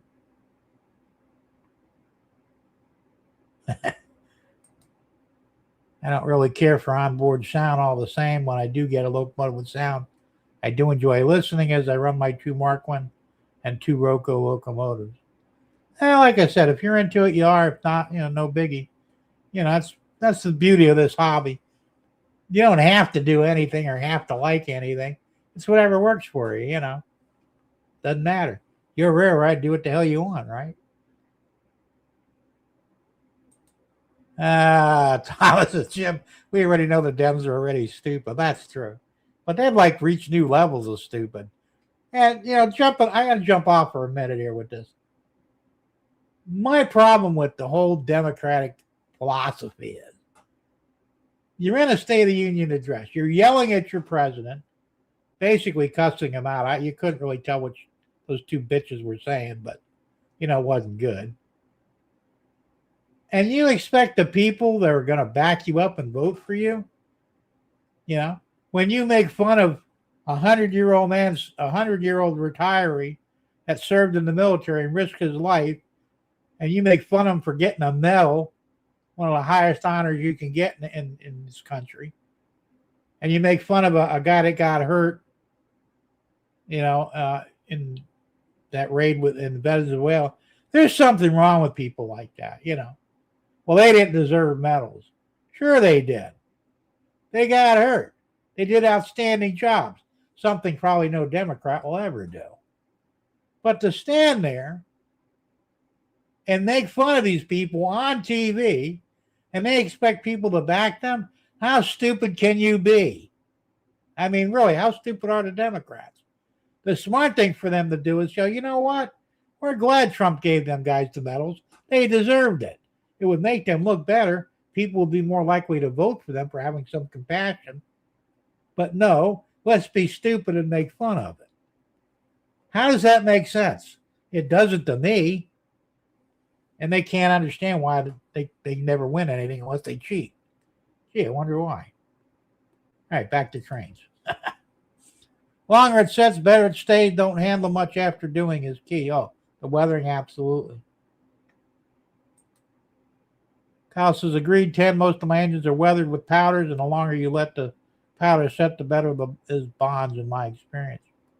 I'll give you guys credit for doing it. Like I said, I'm too scared to do it. I may change one day, but for right now, I kind of look at a locomotive like my car. I mean, my car looks like shit, because the paint job sucks on it. I can't afford to get it repainted, but when I have a good paint job on a car, I do take care of it, I want it to be clean and shiny all the time. I look at a locomotive, it's kind of the same way, as well. It was shiny when it was new. Why don't we keep it that way?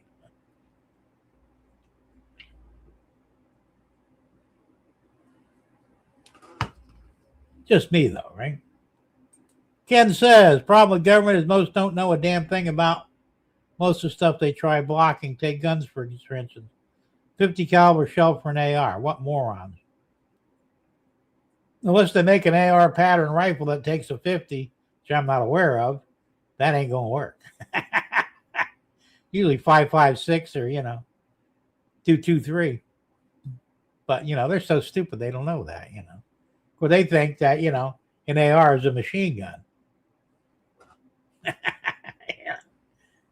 I mean, they really are stupid, and the old saying, you can't fix stupid. Russ says, I started the hobby in 1972. We thought things were spendy then. I think prices are all relative, guys, both new and secondary market. Yeah, kind of. I mean, I think prices have gone way higher than they should have, but also because they know they can get it. Hey, look, if I had a piece of rolling stock that was rare, they quit making them a long time ago. Back when it was new, it was $2.50, maybe in the 60s, right? Here we are in 2026, and I got one of these things still in the box. I figure it's worth $500 because, that's the price I put on it. If you're dumb enough to give me $500, I'll take it.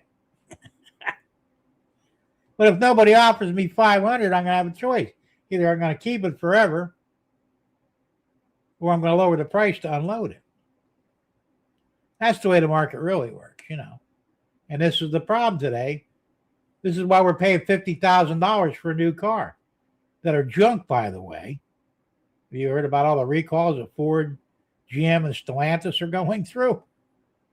Ford's on the verge of bankruptcy. They have like 30 fucking recalls just in the last month. These are big, important recalls. Your rear tires lock, and the GM, the Silverado, the rear tires lock up for bad transmission problem. Nice, right? Ford, they forgot to put a cotter pin in the vans. What do they call them? I can't remember the name of them now, but the Sprinters, I think it's a Sprinter van, whatever. They forgot a cotter pin that connects the brake lever to the brake pedal. The lever falls off and you lose your brakes. Nice. They got some of the Ford, I think the Broncos, where they stall out. They got the 3-cylinder engines in the Escape that explode. They just detonate. Come on, why in the fuck would you pay that kind of money for junk? Them cars ain't worth $10,000. Any one of them are. But people are dumb. Oh, this is what it costs. We got to pay it. No, you don't. You control the price of things by not buying it if it gets too high. And they have a choice. Either lower the price or they go belly up. If they go belly up, fuck them. Who cares? Kyle says, big guns scary, even though most deaths are caused by handguns. Actually, most deaths are caused by blunt trauma. More people are clubbed to death than they are shot.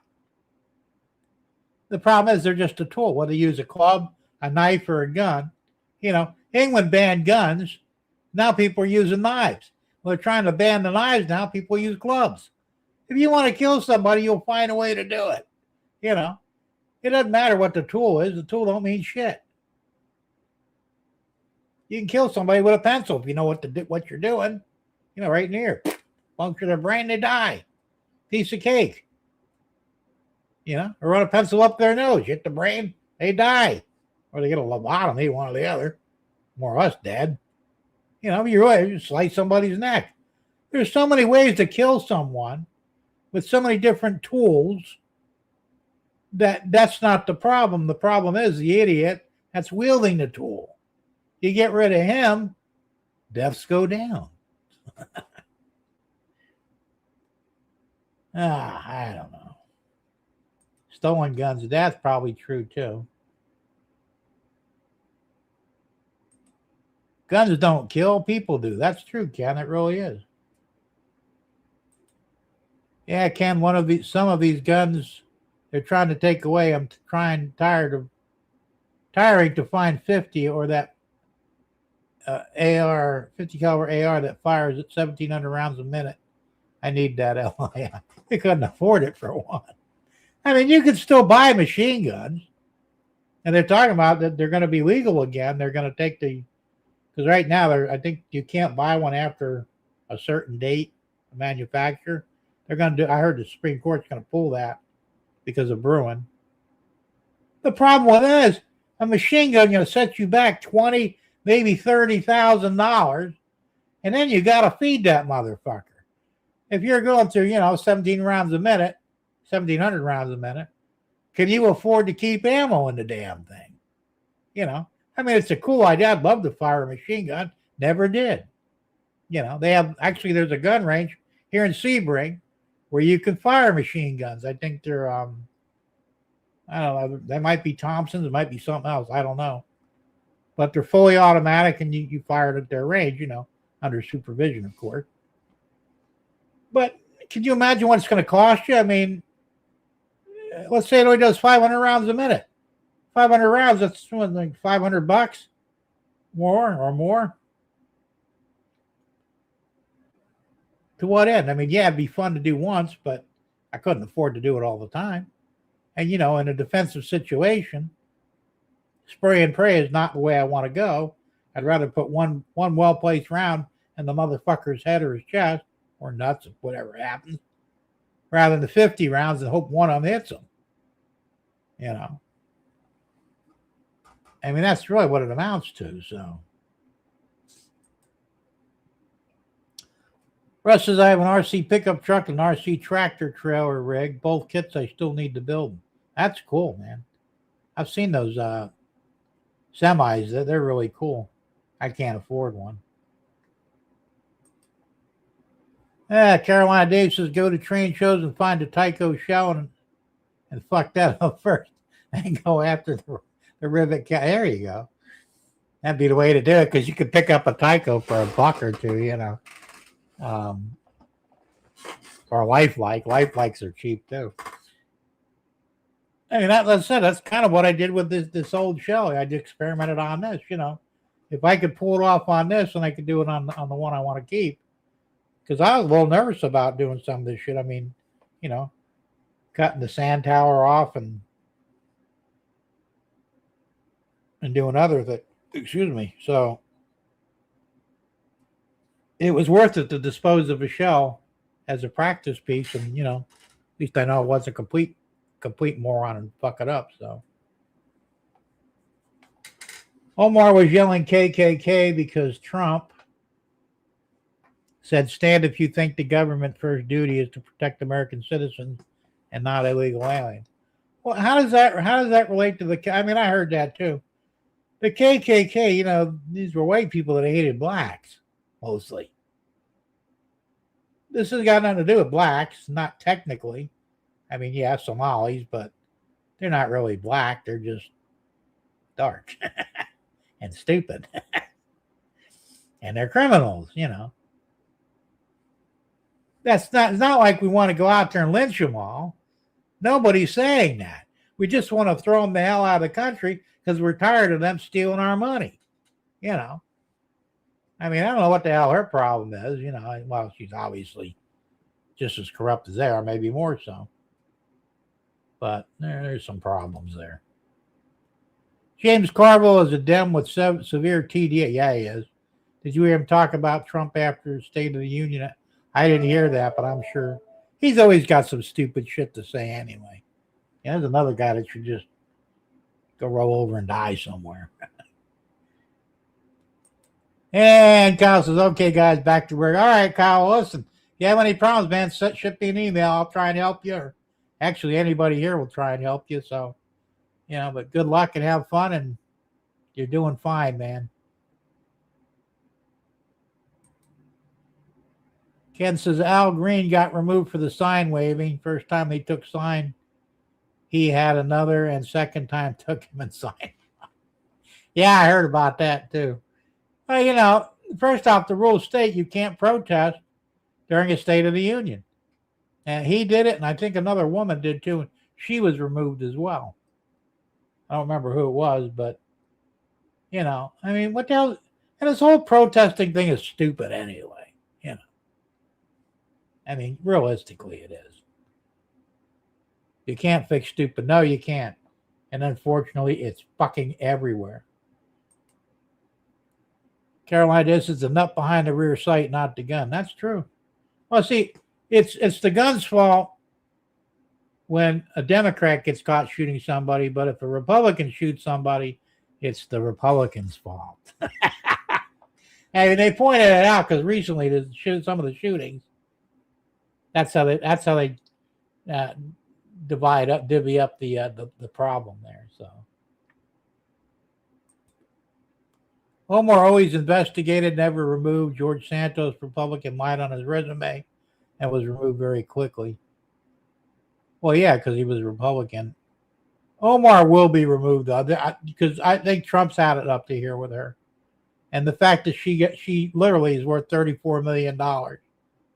She was penniless when she came here. How do you make $34 million in a few short years unless you're doing something illegal?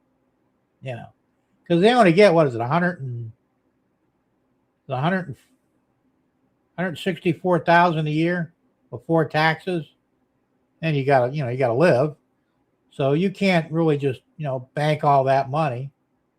So fuck yeah, but they're on the take somewhere. That here isn't a pencil sharpener, but it could be.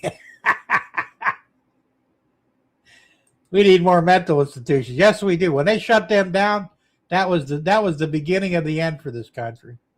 They just turned them out and said, they'll be fine, leave them alone. Bullshit. Derek says, no, JD, I ain't going back. Well, would you be the first one to go back? Absolutely, Ken. We need to reopen all the asylums again. And they should. I don't know why. I mean, I realize the money, but, they never really took care of them anyway in there. They experimented on a lot of them, which I don't agree with, but,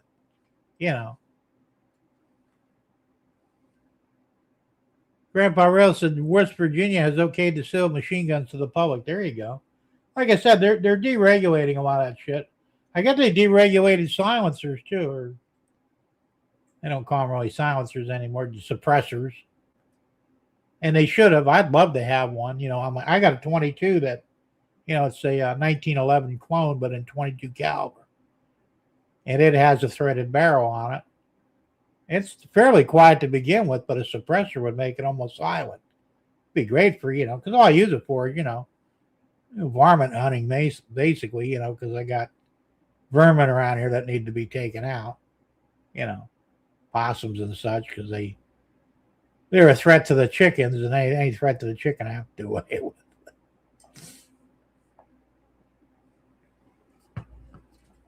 Ken Amos says firing a machine gun cost $500 to $1,200 for a couple. Yeah, it's true. That's what I'm saying. You couldn't afford to do that shit on a continuous basis. I couldn't. 11:11. All right, guys. Good work. Hit that like button. Yay. Yes, it's hard to fuck up a title. That's true. Or a lifelike, man. I don't even buy a lifelike. They had them there. They were like $1 a piece, and I'm going, nah. They're too much of a toy to me, Tyco's bad enough. I think some of these are Tycos, but they're not that bad for, Tyco. But the lifelike, no, not happening.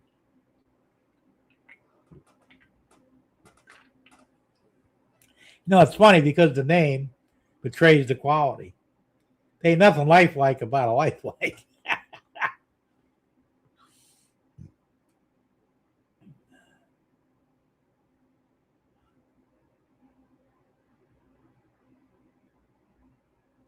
Let's see what we got here. CB caps 22 cal quieter than a BB gun. Yeah, it's true. I mean, I got an AR pattern 22 that I bought. I think I bought that 4 years ago. That's the one with the wrist strap on it that they were making a big shit over. So I took that stuff off of it, made it a regular pistol, because otherwise it was a short barrel rifle, SBR. I don't know what fuck difference it makes. It shoots the same, regardless. But I bought it because it was a decent price. It wasn't bad. And I personally like 22s. They're fun for plinking and varmint hunting. I got the the 1911 22 clone. I can't show it to you because, you know, YouTube would have a shit. I got it right here in the shed. I keep it. And it's nice too. It's camo green. Looks just like a 1911 and 45, but it's 22 caliber. I think it holds 12 rounds, 22. You know, snakes, anything else, even a small bear, I would try and take out with it. You know, because we do have small bears around here, and you're allowed to kill them if they're a threat. And if it's coming at me, I consider that a threat. So then I've also got a 22 revolver that I keep in the house. That was my snake killer. I used to use that back in Naples, well, actually Bonita Springs, where we lived in the duplex. There was always snakes around. There were usually rattlesnakes, but they were small ones. Maybe pig rattlers. See one pop them off there, and they nobody even blink an eye because it sounded like a firecracker, you know. And he said it was a good enough shot. I could blow the head off of one, no problem, first shot. But 22 has its place. And, you know, remember, the mafia, all their hitmen use 22s. They're quiet, and that's why I said they put a silent, suppressor on it, and it really was quiet.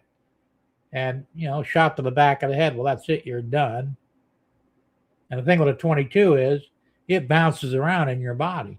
You can get shot in the arm and die because it travels from your arm down in your chest and maybe punctures a lung or pierces your heart. So, it's a lethal. The cops tried to get them banned some years back because also a 22 is one of the few rounds that will go through a vest. They said, well, that's dangerous. They can kill a lot of cops with that, even though people don't generally use a 22 in the commission of a crime. They tend for bigger weapons. Well, most time nowadays, a 9mm. And, I know some of you guys like 9s. I won't have one.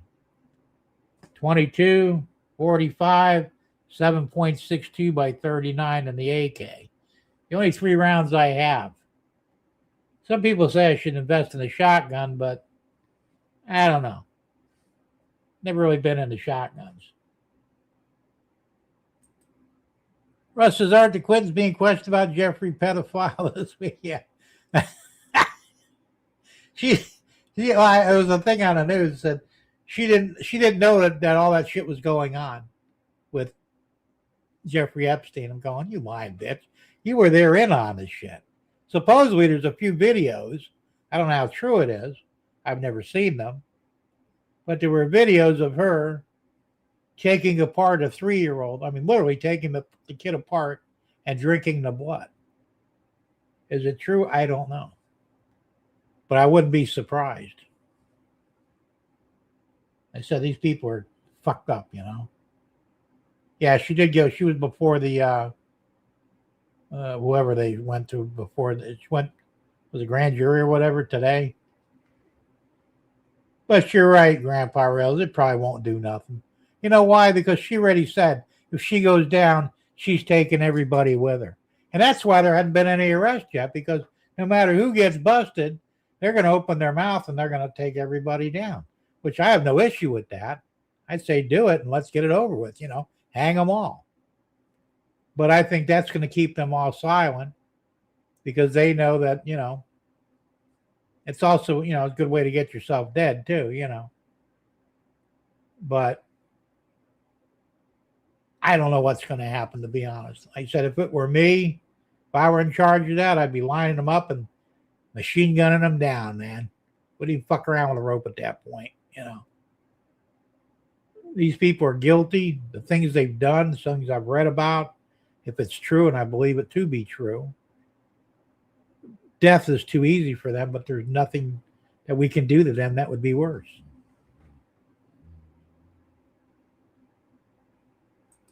Everybody goes after the Clintons have gas leaks, and yeah, it's true. Or they shoot themselves in the back of the head 6 or 7 times, She probably had 5 more. Like I said, she's playing stupid anyway. I don't know. I didn't know that shit was going on. She's only been on the island like 20 times, at least. It's all bullshit. Billy Bob was wearing a blue dress at Little. Yeah. No, he should be hung for sure. I think he's dying now. He looks like he's got AIDS. Not looking good. Absolutely, Russ. Like I said, just not worth it. I don't like the nines. I don't know. Don't ask me. I've seen too many. I know they do. Yeah, all bullets will kill. But there was an episode many years back in Naples, in Golden Gate, and they went to a domestic call. And this big black guy come out of the house. He was going to kill them cops. Didn't have any weapons on him, but they shot him 32 times, all center mass. The son of a bitch lived. He wasn't on drugs. He wasn't on, under the influence. He was stone sober, and they couldn't kill him with a 9. Now, if they had 45s or 44s or even a 40, a couple of shots would have ended him, and that would have been the end of it. Cops used to use 40s. They were too expensive, I guess, to use, so they put them over on the 9s. But I'm just not a big fan of 9s, man. I bought my wife a 380, which is closer to a 38, and it's a little bit larger than a 9. It does a better job of, ventilating a person than a 9 does, I think. Now, they do make 9mm rounds that are very lethal. They're also very expensive. So, yeah,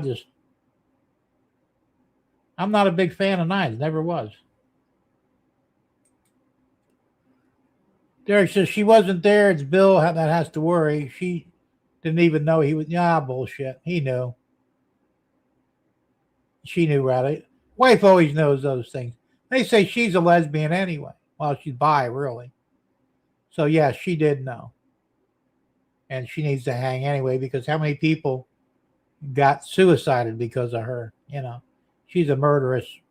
Whether she did it directly or had it done, doesn't matter. 9 was bad for overpenetration. Yeah, I've heard that too. Like I said, to me, I've always been a 45 fan. My first gun was a 22. Actually, it was a Ruger 22. And my second gun was a 45. I bought a Smith & Wesson semi-auto 45, and I've had 45s ever since. I like the 45. It will kill you. Especially hollow points. I also have the RIP rounds. I don't know if they're legal or not. I've got them. I bought them. They were expensive. It's like $50 for a box of 20. They go in like a saw and they shred your innards. It's definitely a kill shot. But there was some question as to whether it was legal or not to actually use them. So I got them in the safe. But if I'm ever positive that you can use them, I'll put them in the gun instead of the hollow points. And I don't want to kill anybody, don't get me wrong. But if I have to, it'd be better if they die at the first or second round, because unlike the cops, you can't mag dump on a criminal, like a home intruder or whatever. If you do, you're screwed. Well, you didn't need to shoot him 42 times. Well, he didn't go down. It was a 45, a 44, or 40, any big caliber guns. 1 or 2 rounds is going to take him out. He's going to, he said he'll either bleed out or whatever. He's not going to live through it, as a rule. But 9 is the popular, and I don't know why, but everybody owns a 9. I've never owned one, never wanted one. I had a friend who had a 9mm, the compact. I can't remember what it's called. It's a popcorn gun. Hey, he used to walk his dog in the evenings, and a pit bull got out of the house and tried to attack him and the dog. So he shot the dog point blank with his 9. It didn't kill the dog. Shot it right in the head, right in the forehead, right between the eyes. It fucked the dog up. I mean, it was going to die one way or the other. It was the owner of the dog was pissed off, and there was a big shit over it, which I got involved in, unfortunately. But It fucked the dog up pretty bad, but it didn't kill it. They had to put the dog down afterward, give the injection. And this was like an 80-pound pit bull. Now, like I said, I carry 45. If I shot that fucker in the head, that would have been it. It would have been done. Quick, clean kill. This dog did suffer. Matter of fact, because he called me up, he was all freaked out. He said, "Dude, you got to come here. I just shot a dog." I said, "All right, calm down." Where? He said, "I'm right down the street from your house." All right, I'll be right there. So I grabbed my gun, and just in case. Went down there and I said, "Dude," "the dog's still alive." He said, "Well, I shot it right in the fucking head. It I was only a foot away from it. It leapt, jumped at me. I don't know if he's going after me or the dog because I picked up my Hello Foo dog, He says, I just instinct. I shot the fucking thing. I said, all right, well, it's still self-defense. I said, you can't get in trouble because it wasn't in the guy's yard. It was out in the middle of the road. So I said, you call the sheriff? He says, yeah. I said, all right, well, they'll be here soon. They'll clear you. So they came, and of course, they said, well, dog, there's a leash law. The dog was off leash. He was off property. So, yeah, you had every right to shoot it. Well, the owner dog, he comes out here, he's half drunk anyway. Some young guy, "You kill my fucking dog. I'm going to kill you, Mo. I'll kill both of you." I said, "Dude, we got guns. You really want to fucking start smouting off to me? I'll fucking kill you where you stand. Go back in the fucking house and sober up." Cop had to break it up because I was ready to shoot the fucker, Self-defense. What the hell? Guy threatened me. So, so he took it personally. I mean, he went after both me and my friend's name was Jim, too. The postman Jim was what we call him because he worked for the post office. He went after both of us. And, he actually paid people to fuck with us. And there were 3 guys in the car came at me one day. I was walking my dog, and they go, we're gonna fuck you up. I said, "Dude, I carry, right?" "Yeah, it don't matter." I said, "Yeah, it does, because all 3 of you will be dead before you get 2 foot past the car. Now go fuck around, go fuck off, and go find someone else to fuck with." I didn't even kill that guy's dog. I'm just a witness after the fact. "We don't care." I said, "Well, you will when you're dead." So, at least one of them got out of the car. I went and reached, because I carry shoulder. I reached for it, and he turned around, got back in the car, and I got the fuck out. Would I have shot him? Fuck yeah, I would have. I don't care, But we put up with this shit for like 9 months. Finally, I called the guy. Well, he wasn't really a kid. He was like in his early 20s. And I finally called his mother. I said, "Look, do you love your son?" She said, "Well, of course I do." I said, "Well, if you don't get him to back the fuck off of me, I'm going to end his fucking life because I've about had enough of his shit." And I said, "I'm tired of him fucking sending people to kick my ass or do whatever. I mean, nobody's put a hand on me because, I'm armed. I will kill them. And I will kill him if worse comes to worse. So maybe you should have a talk with him and tell him to fucking, go fuck off." So she, "Well, I'll take care of it." And she did. I don't know what she said or did. I don't care, but it ended there, Jim was so afraid he actually sold his house and left the state. And I go, "Dude, why are you leaving?" I said, "Well, I don't want to get shot." Dude, you own a gun. If the guy gets fucked with you, it's already on record that he threatened your life in front of a cop. If he does anything, you drop him, you're in the clear, Which there was the truth of it, too, because they said, "We're boss." I told the guy, I said, you got this recorded, right?" "Oh, yes, sir." I said, "All right, because if he gets stupid, I'm going to drop him, Self-defense." He said, "Yeah, I understand." So, all bullshit. Rush says, "I don't talk about my cousin Smith and Wesson and Ruger on YouTube." Well, you really can't because, like I said, you definitely can't show them. You show them, you'll get banned real quick. It's ridiculous. I don't know what the hell their problem is. Dude, you need to be banned. What the fuck, everyone? Condoning this behavior is, who the hell are you? Peter, welcome to the stream, but not condoning anything. I'm just saying that, sometimes you don't have a choice. You guys are all, you can block him if you want, so go ahead and do it. I don't care. Hey, trolls, thank you, Derek and Thomas. There you go. I know what problem with people. I say a Democrat, obviously. Seems like they can smell Republicans, doesn't it? They're talking bad about us again. But it's true. So, What's that? Hey, Waycross, how you doing, man? Good to see you. Scott, almost forgot your name for a minute there. Hi, Jim. Might be a little late for eating pizza at Pizza Inn. Yeah, probably. And Dave Nitch, how you doing, Dave? Good to see you. Yeah, we had a troll in here.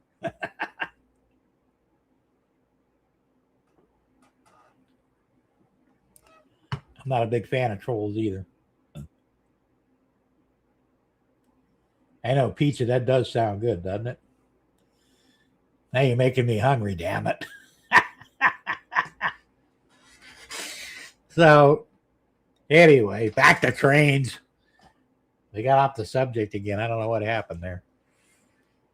But, I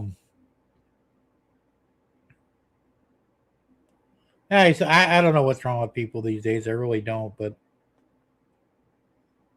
you know, a gun, a knife, it's all tools. It depends what you're doing. They can be used for good. They can be used for bad. You know, I mean, I can't imagine just going out and killing somebody for shits and giggles or their shoes or whatever. I mean, that's probably, you're going straight to hell for doing that, I guess. I don't know. Russ says, and it's dinner time here. I had my dinner before I got live here, but still hungry though. So anyway. So what else am I working on? I've got this one here. I guess we're going to use this for parts or not. I attempted to paint one of the driver wheels and made a fucking mess of it. So I think I'm going to have to take a piece of tape, and I could use this as a template because I took the control rails off. And I've got to make it so that I only do it because running most of it, like you said, you can see where I kind of started there.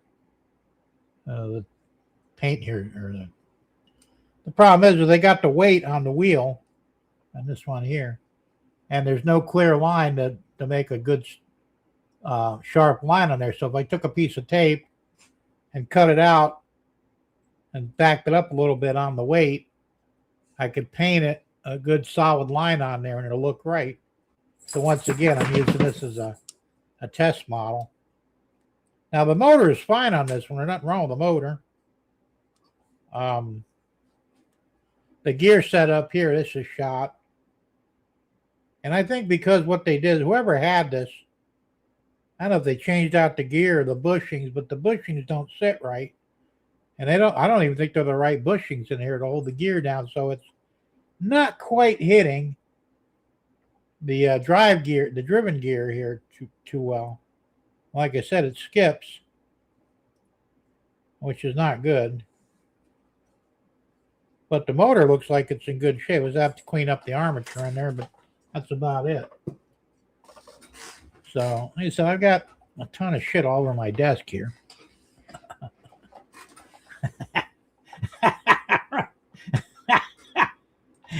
Good one there, Russ. I was listening intently and missed that troll. I didn't see him either. I was too busy talking. That's what I get for not, Any new prints? Just for the, I guess you probably can't really see it here. I did the the elevated platforms. They weren't long enough because I've got 3 cars on the train now for the passenger. It was set up for only 2 cars, but I decided to put the Trump dome car on the back of it because I got it all lit and stuff. So with that extra thing there, the station's not long enough to accept 3 cars, so I had to add on to it. So I printed 2 of them, one for each side, and the supports. I'll take pictures of it for next time once it's all put in place and all, because I still got to print seats for it and whatever. I guess I'm going to wait for the bamboo to come and I'll do some of that smaller stuff because I'm just not getting good prints off the wiper. I mean, yeah, I could resin print them, but screw that. I'd rather filament print them, easier, quicker. So I haven't done anything on the resin printer lately. The last thing I did was I printed the bell on the steamer,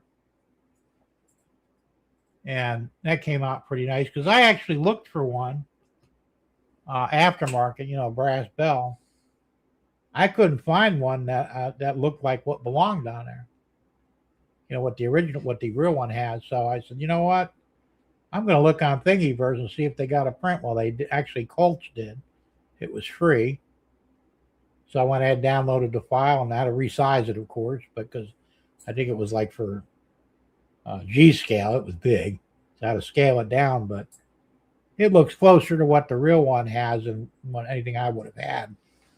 So, and plus it didn't cost me nothing to make it either. I mean, I resin printed that, and I think that probably cost me 10 cents in resin. Where the brass ones, they're real brass. They want anywhere $30 on up. And I'm thinking, holy shit, that's a lot of money. And I probably would have bought one if they'd had one that worked, that looked like the one I needed, but everything they had was smaller, and I don't know, they just didn't look right, So screw that, right? I think I had the original one. What the hell they do with that? I had the original. It was real tiny, though. The one that was originally on the engine, it was like this. It was brass and all, and I'm thinking, fuck that. That's too small, I'm trying to duplicate the actual real locomotive as best I can. So, Scott says, might be going to Disney World in October. Magic Kingdom and Hollywood Studios staying on the property of Disney. So you're going to one in California then? Because, that's Disney World. It's Disneyland over here. I don't know. I'm not a big Disney fan, but, whatever floats your boat. I don't know if they have the problem with gays over there that they do here. A lot of gays in Disney World here. And I think once a year they do, the gay days last a month. Nah. Never been to Disney, never had a desire to. There you go. Russ says, watch out for the pedos. They seem to hang out at Disney, man, wherever there's kids, Can't even say I ordered a .02 nozzle for my Bamboo P1S for doing finer prints. Curious. Tom Grassi was talking about that earlier. One of you guys, it wasn't you, Ken, but somebody was printing an N scale pickup truck on their Bamboo A1. And it came out fairly good. I was surprised, because there's no way I could print it. I have a problem with HO scale cars and, vehicles on the Viper. Can't do it. I mean, usually I resin print them. It was, he was thinking that maybe he was using the O2 nozzle on that. I know it comes with an 04 nozzle. And I'm going to look into it. Like I said, I think the nozzle's around $20. So maybe later on I'll pick up an 02 as well. And I'll see if it does well on some of the smaller stuff. Because I still prefer filament over resin. The resin is cool in a way, but it's kind of Tans. There you go. John Tans. I mean, I was impressed with. That's what he said. Well, when Tom Grassi bought his A1, because I think he got the full size one first, they bought the mini second one. I won't buy a mini because I like the bigger build plate. But it does a beautiful job of printing, and Tom says this is working great, no problems with it at all. So I'm thinking now he did get the AMS with it, the multiple color system. I did not buy the AMS. It's only another $100, but I need to change colors like I need another asshole, I mean, I paint stuff if it need to change colors, no big deal. And it keeps the cost of the filament down too. I buy basically all my filament is gray. It's a good neutral color. It's like a primer. Whatever color you paint over, it comes out fairly well.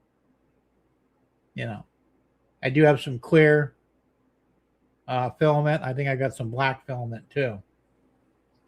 And, depending on what I'm making, I'll use one of the three. But when I first started 3D printing way back in the days when I had the Annette, I had like 20 different colors, and of course, storing them was a problem because if they're exposed to the air, they degrade very quickly. So I might have had, I had full spools, I mean, orange, red, yellow, green, blue, brown, the basic colors. And, by the time I got around using them, they were fragile and they would just break off. Yeah, I said, I'm not doing this anymore, Screw that. Russ says, I ordered an O2 for my Flash Forge recently. We will see. The Flash Forge is supposed to be a pretty good machine, too. I said, I've always used the O4s on all my printers. I mean, they make an O2 for these, but I just never gotten around to doing it, They make a good. Oh yeah, they do. There's plenty of colors out there, depending upon what. I like the Sun Lu brand myself. Ken says I have an AMS without a dryer. Have like 850 hours on my bamboo. Still prints great. Only replaced hot plate. That's not bad. Like I said, that's I'd like to get an extra nozzle, at some point because they do go bad, and it's nice to have one ready to go. It's like I got spare parts for this stuff here, like nozzles, hot end. Well, on the bamboo, they have the nozzle and the hot end is one piece, isn't it? I think. So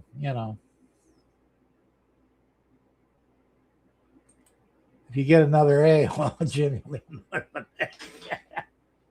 probably Russ. I mean, I think them things can only handle one asshole at a time. Not to mention the logistics of that would probably be problematic anyway. I said, I don't need another asshole. I don't need the AMS either. That's a cool idea. But like I said, everything I print, mostly one color anyway, and I usually wind up repainting everything. Like I said, I did the platforms. I sprayed that in aluminum, to make it look like, the roof and the whole building is basically aluminum. I did the same thing with the sections for the overhead. All the supports are in silver. And so whatever I build, I'll find an appropriate paint color for it and go with that. They did away with the Viper. The Cobra X is pre-order for the next day and a half for $280. It's printing as well as the bamboo. I would be tempted to buy it, but I'm one of them guys where I'll work with something until it lets me down, and then I'm done with it. And like I said, when I bought the Viper, that was one of the best machines out there. And it turns out that it didn't hold up well. I mean, I've had minimal problems with both of mine. I had to replace the control cable on it, on the older one. They didn't even have parts for it. I had to make one. The 8 or 12 ribbon wire. I was able to do it, but because I tried to get a whole new cable, they said we don't make them anymore. This was 3 years ago. That's how I want to buy the second one. I said, "Oh, fine, I'll fix it at some point, but I'm going to buy another one in the meantime until I figure out how to fix it." So then I'll have parts for both, But now they're both printing like shit. I've had hot ends go bad on them. I've had a couple of fans go bad on. I mean, things go. I'm going to try the bamboo and see how it does. No. JD says, I've been running my A1 for almost 2 years. That's not bad. If I get 2 or 3 years out, I'll be happy, to be honest. If I get more, that's even better. But I mean, so far, because this is the first one I had was the Annette. That was an A1 or A2. Those were really pathetic. You had to build the whole thing yourself, and they had a lot of problems with them. But you could print replacement parts, and there was a couple other replacement parts to keep them from catching fire, because they were known to burst into flames. That was my first 3D printer. I paid $102 for it. And it took me like half a day to build the fucker. But that was good for me because I learned more about it that way. And then the second one, I bought the Annette. That was similar to the Viper now. That was the first self-contained one that was basically you bought it already built. That was a good one.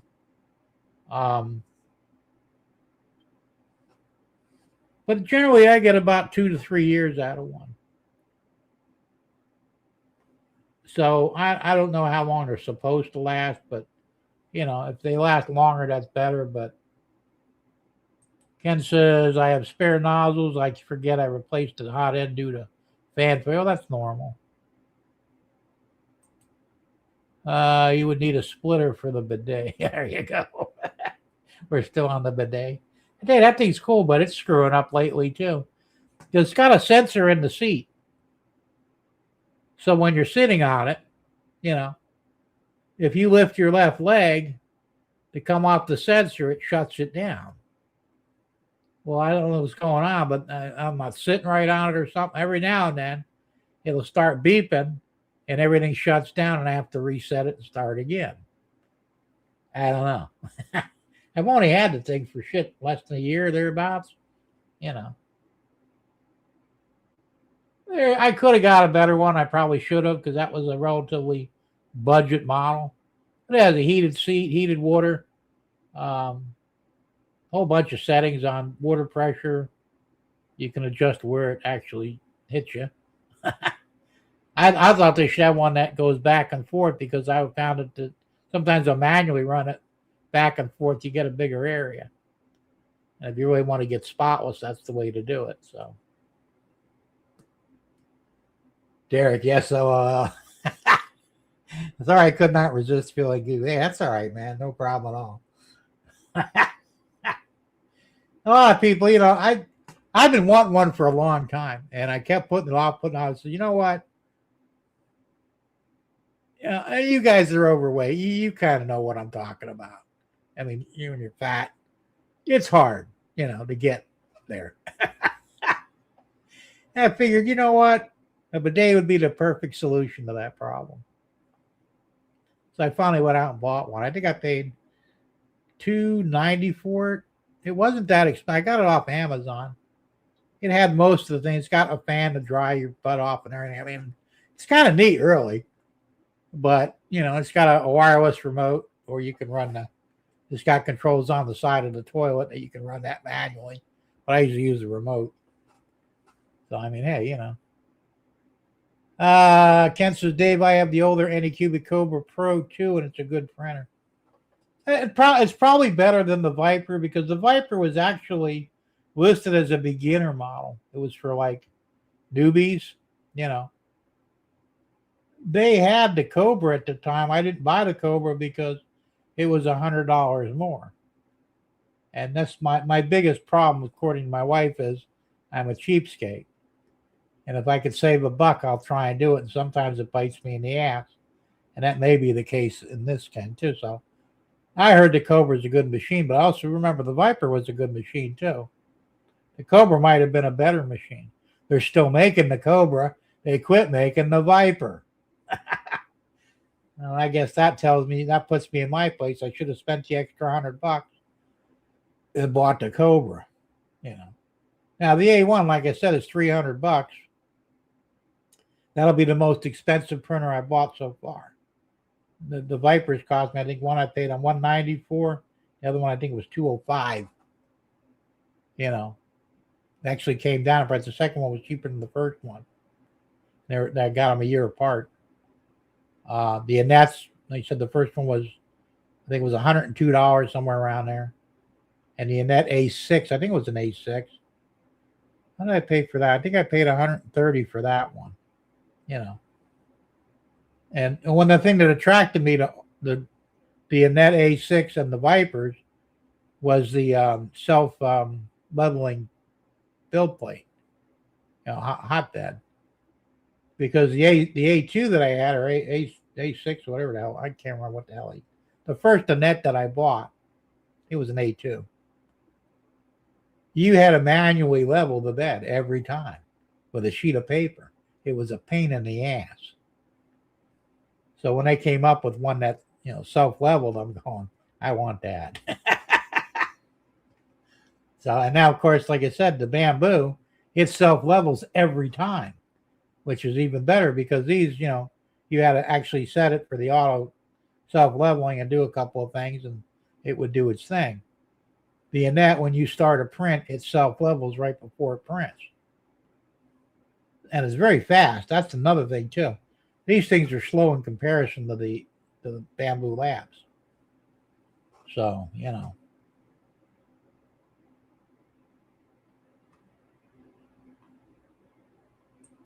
Russ, it was funny. Yeah, it was.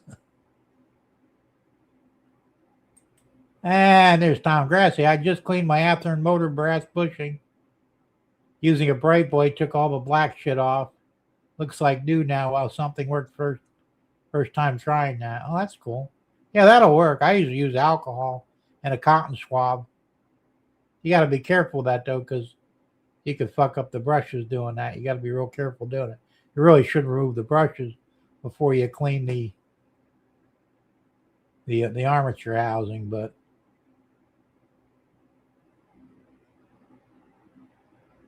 no. As long as it works, it's all that matters. Does it come with a TV? No, it doesn't come with a TV.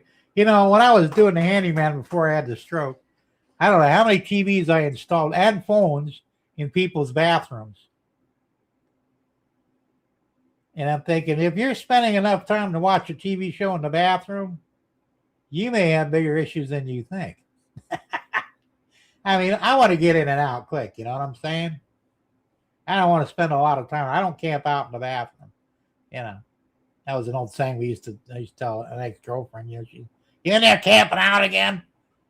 Because there was a time when I did take a little longer. Now as I got older, it's a lot quicker now for some reason. But I know TMI, right? But it's amazing how many of they were all wealthy people. They wanted a 20-inch flat screen TV mounted on the wall near the commode, and also a fucking, I guess, well, they had cell phones. I don't know why they didn't use a cell phone, but they wanted a conventional wall phone, push button phone on the wall of the bathroom too. And I'm thinking, if somebody calls me while I'm taking a dump, they'll just have to wait till I'm done to call them back. It's a little weird. So yeah, a lot of people do go with the whole TV and shit. There was one guy, he was funny too. He was an older guy. He was probably in his 70s. And he wanted me to custom build a bathroom for him and his wife, his and her bathrooms. They were separate. So hers was pretty simple. She had a bathtub. He wanted a shelf in there for her shampoos and, women's stuff. No problem. That was easy, Of course, she also had a conventional spout, a fixed shower head, and a shower head on the cable, whatever. So when we got to his bathroom, he says, now look, he says, here's what I want you to do. So I want you to put 2 toilet paper dispensers next to the commode. Okay, why? He says, well, you're not old enough yet, but he says, when you get older, you're going to find out that even after you shake it off, there's still a drop or 2 left. That's what the upper toilet paper dispenser for. So when you were standing, you'd rip off a couple of squares, dot yourself, to get those last remaining drops that don't land in your pants. Swear to God, I'm not bullshitting you. So the second one, of course, when you were sitting down, and you had to wipe your butt. I'm surprised you didn't go with a bidet. I don't think they were real popular at the time. This was back in 20 years ago. He had a lot of specific things that he wanted done. He also had me buy a special toilet with an extra deep bowl. And he says, well, why do you want a bigger bowl? Does it hold more water? He says, no. He says, you'll find out when you get older, your balls hang down. He says, my balls hit the water when I'm sitting on the toilet. Okay, that's probably more information than I needed, but I understand. I'll get you one with a deep bowl.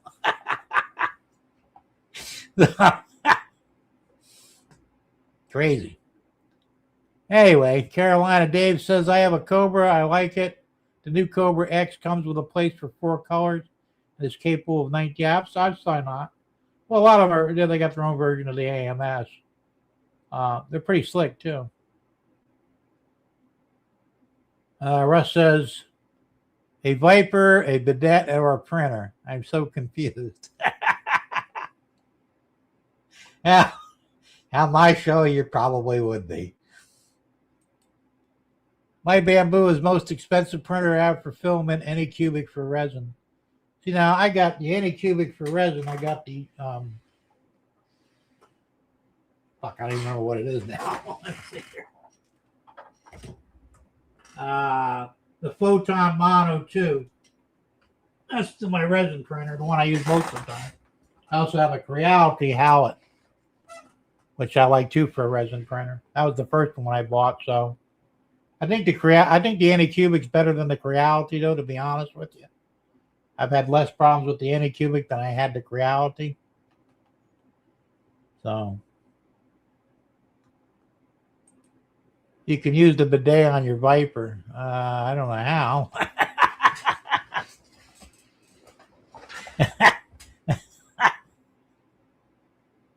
If you had a Viper, you could probably use a bidet for that. I don't know.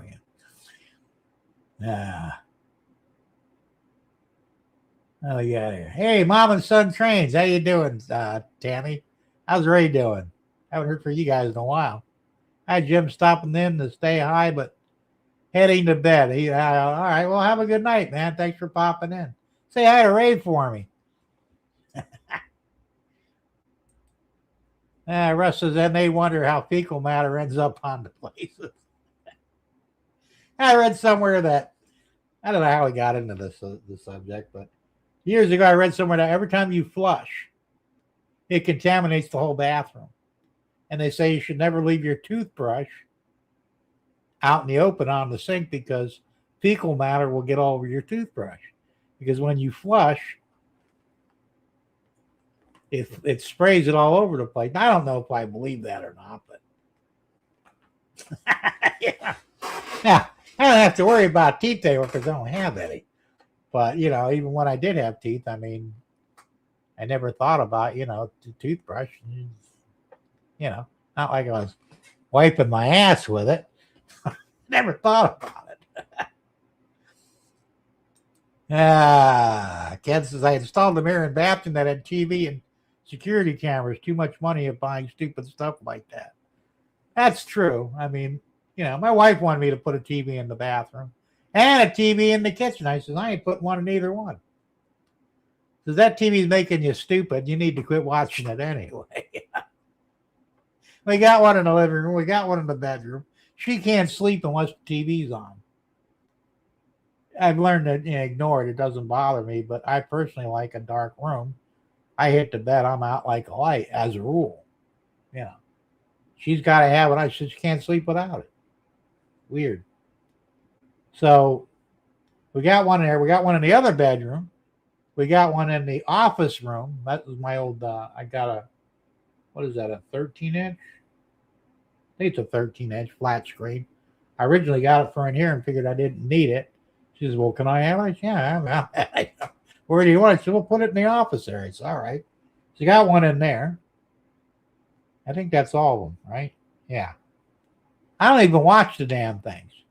I have a movie channel that I subscribe to every month. I download shit I want to watch.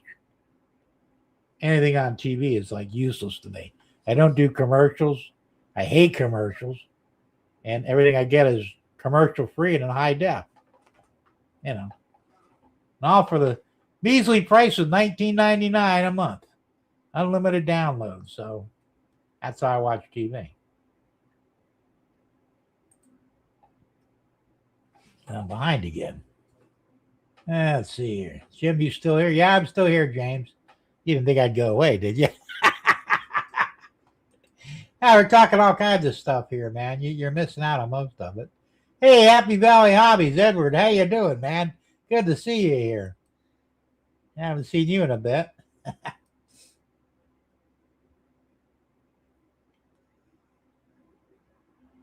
I was saying, he's talking about his balls. I wasn't talking about my balls. I was talking about my customers' balls. James, you're probably familiar with it. When you get older, they hang down. I don't know. Two things never stop growing. That's your sack and your ears. I think your nose, too. They never stop growing. Even after you die, they say your ears still continue to grow even though you're dead. That's true. I have no idea. All right, Scott's got a question from me. Question to ask going to some look, my HO scale train I designed on any rail is easy to transform from planning the bench work and watching videos, how they flex track and DC wiring. That's a big question. I don't know the answer to that. Derek said, Russ, James just passed out. He might have, you never know. Tom Grass, I needed horns for my GP7. I printed it on the resin printer. There you go. So I'm saying you can print all that shit out. I mean, if you buy them already printed, basically, they want anywhere from, $5, $10, $15, $20 for them. You can print it for $1 or less. James says, Derek, I'm awake. Okay, we're just checking on you.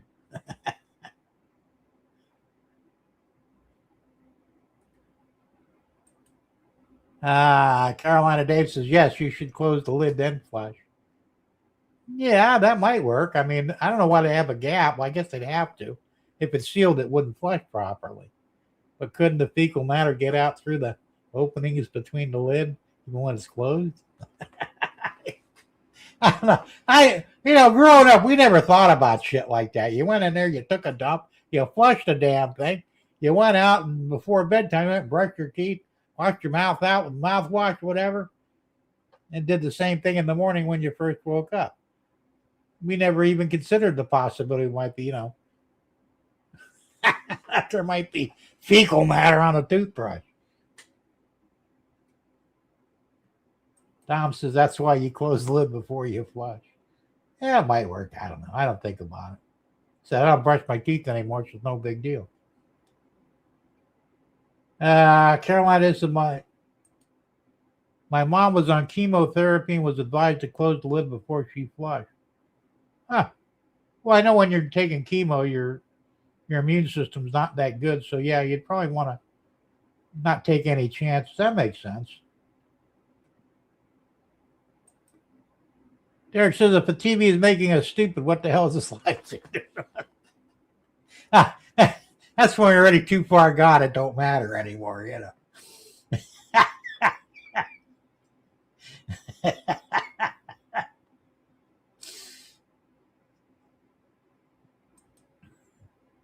James said I was working on a kit painting. There you go. Use your airbrush or you doing it brushing by hand? We lose our mind watching this. Yeah, that's true. Well, I can't be responsible for anything that happens to your brain after watching my live stream. You're on your own. Well, yeah, they do. I kid you not. I took apart a flat screen TV because I was working on it and it was fucked anyway. And I found what looked like a camera behind the screen. It was a CCD it's called CCD module, which is a camera. What the fuck was it doing there, And didn't Samsung get busted for that? They claimed that they all had cameras and microphones in their TVs. Matter of fact, the only one that didn't have one was Vizio. I like Vizios. I'm looking at a Vizio right now. I don't know. Happy Valley Edward says that the good news is that I'm no longer working second shift. Bad news, I am unemployed. Yeah, that's not good.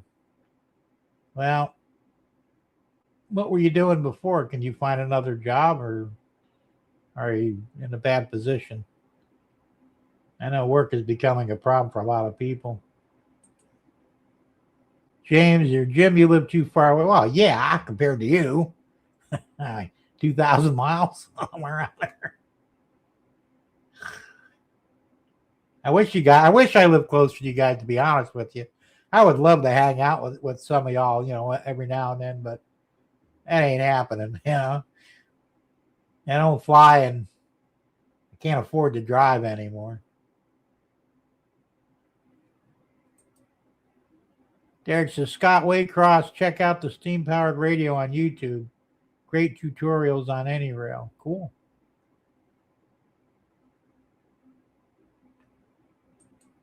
And Russ wants to know what happened, Dad. That sucked. Yeah, without a doubt, man. Well, hopefully you get reemployed soon. Unless, of course, you're ready for retirement. I don't know your age, but. Oh, to be honest with you, I'd rather be working than retired. I mean, retirement has its benefits, but working has a lot more. Russell's immune system is compromised severe. Yeah. That's why I'd be really leery. I mean, I hope I never have cancer, but I'd be very leery about doing chemo because it destroys your immune system. I have a friend down in Naples. She had breast cancer, not once, but twice. And she now has to take chemo for the rest of her life. It's targeted chemo, but like once a month she's got to go to Texas and get her chemo injection or whatever they do, and it feels like shit for a day or two. But that's the only way she'll survive. Otherwise, she'll die. No, that's scary stuff, man. James says airbrush. All right. Did I show you guys my new airbrush? I bought this when I was at we left the train show. We stopped at Hobby Lobby and had this on sale for $43.99. It's cordless. Got the compressor right here, and I'm going to get another gun to put on this compressor because I thought this was one of those no clean ones, but it's not. And it does a good job. It's single stage, but I found a 2-stage that you don't clean it. It uses replaceable nozzles, and you don't. I mean, you can clean it, but you don't have to, and it will fit on this compressor. Because I like doing a lot of airbrushing, and I've got the motor down there, a big compressor. But it's a pain in the ass when you're working on the layout. You don't want to cart that compressor around with you because the hose is only like 4 foot long. I don't know if they make a longer one or not. Carolina Dave says they closed the lid because the chemotherapy turns your poo into toxic waste. Oh, no shit. Well, you definitely don't want that flying around your bathroom. Damn.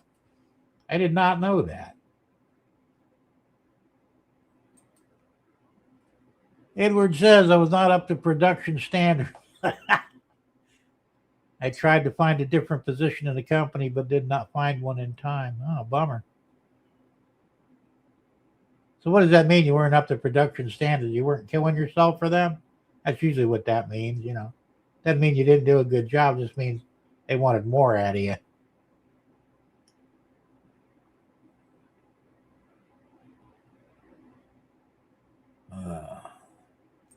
There you go. I'm looking for an heiress to a fortune to be my sugar mama. Hey, I knew 2 guys that bumped into that, and it didn't end well for either one of them because they were stupid.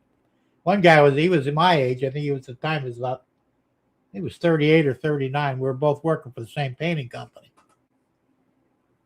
And she was a very wealthy woman. She owned part of a condo or something. She was worth millions, and she was older. She was in her 50s, but she's a good-looking woman. But she took a liking to him. Next thing you know, she moved him in. Actually, she got him a place on the beach in Fort Myers, bought him a new car, actually made him an employee, but he didn't do anything just so he can collect a paycheck. What does this dumbass do? He had it dick, man. He really did. All he had to do was, do her whenever and attend functions with her. Piece of cake, He gets on a whiskey drunk one night and beats the shit out of her. Well, the Lord giveth, the Lord taketh away. She took back everything, left him penniless on the street.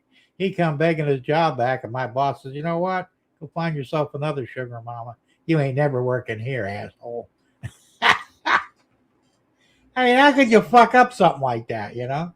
Then another one I knew, this was a younger guy. I think he was 19 or 20. Hooked up with a girl who was very wealthy, his age. Really pretty girl, too. And she would do anything for him because she was in love with him, you know. So he talked her into buying him a brand new four-wheel drive pickup truck. It was a Ford F-150 four-wheel drive, you know, all the goodies on it and shit. So what does he do? First day he gets it, he takes it out in the woods, wraps it around a tree, and fucks it all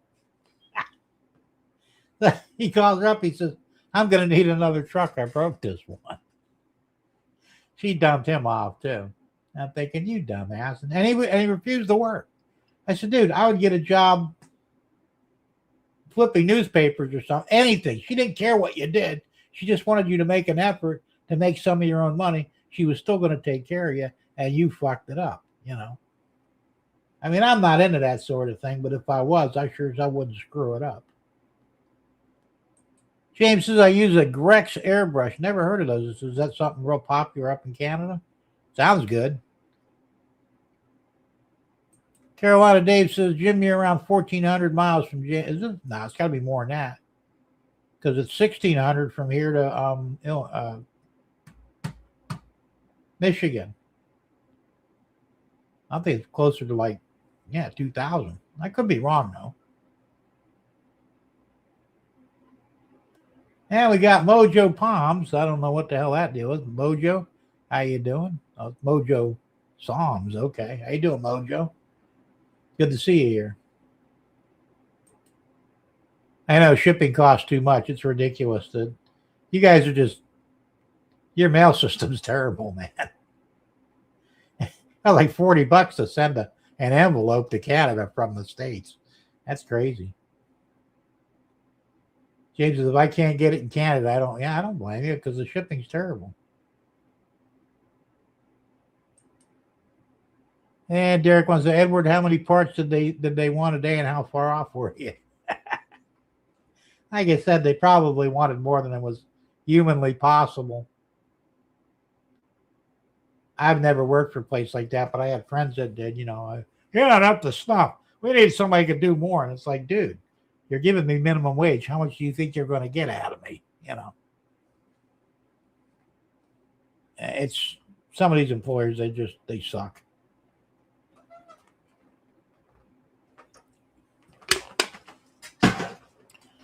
You know, he said, if the job sucks, it's time to find a new one. Of course, nowadays you got to compete with machines. That's always a problem. Oh, yeah, and the tariffs. Can't forget those. And Dave says, James, you're near Toronto, right? I know you're somewhere up in Canada. I don't know where.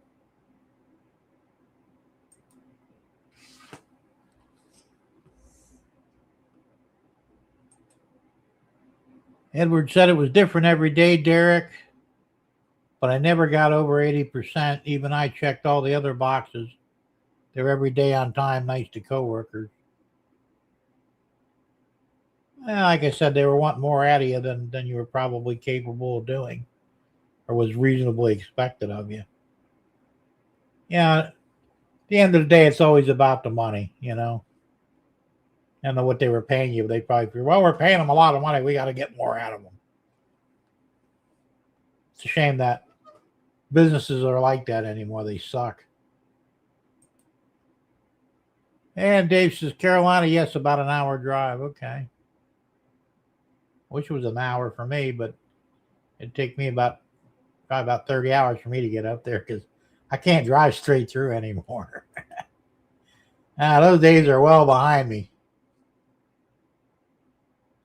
You know, back before the stroke and all, I mean, I'd go from here to Indiana in 20 hours or less, you know. Just run it straight through. The only time I'd stop was for fuel, maybe get a soda or something to eat. That was it, you know.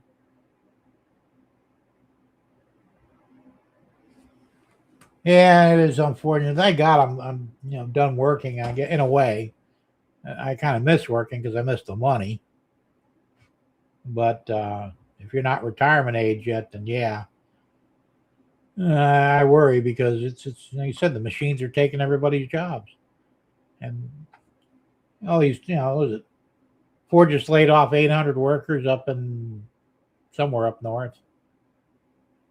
Their EV plant, they shut it down. Well, that was a stupid move anyway. You know, let's make money with selling electric cars. Duh. Everybody jumped on that bandwagon, and they kind of went south, and all that money they spent and they lost. Now they're crying about it. It's like, well, what the hell were you thinking? Should have left the electric cars to Tesla. Let him fuck around with it.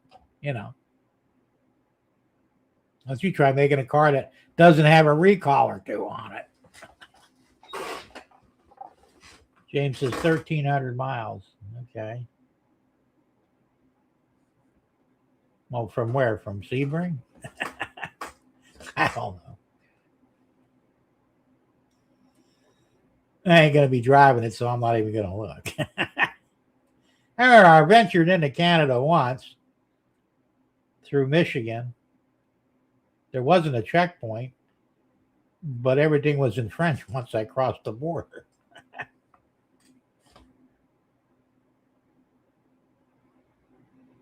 Is that Orlando or? Dave says, okay, yeah, so around 1,400 miles from Sebring to Toronto, isn't it? Oh, okay. 2,191 kilometers. Okay. That works. Oh, from Orlando. Yeah, Orlando's I think it's about 75 miles north of me, somewhere around that area. If I hadn't pushed all the EV bullshit on automakers, doesn't excuse Ford for all the recalls, though, been the highest recalls for, I know. They're recalling for everything. It's just ridiculous. They still have the Takata airbags that they haven't replaced yet. First off, I disconnected my airbags, You didn't hear that, but they're in the car, but they don't do anything, I don't trust them. I've seen them actually at work, and I said, I don't want that shit blown up in my face because it's a fucking bomb. There's no air about it, It's a chemical explosion in your steering column. I think they shouldn't call it an airbag. They should call it an air bomb because that's what it is, or a bomb bag, At least overseas, they call it that. You go to England, it's called an explosive, explosive safety device. Swear to God, when I had my BMW, I was like, I don't believe in airbag. I took that motherfucker out of that too, and I looked at it, and right on the back it said explosive safety device. Thinking, oh, you said they call it an airbag.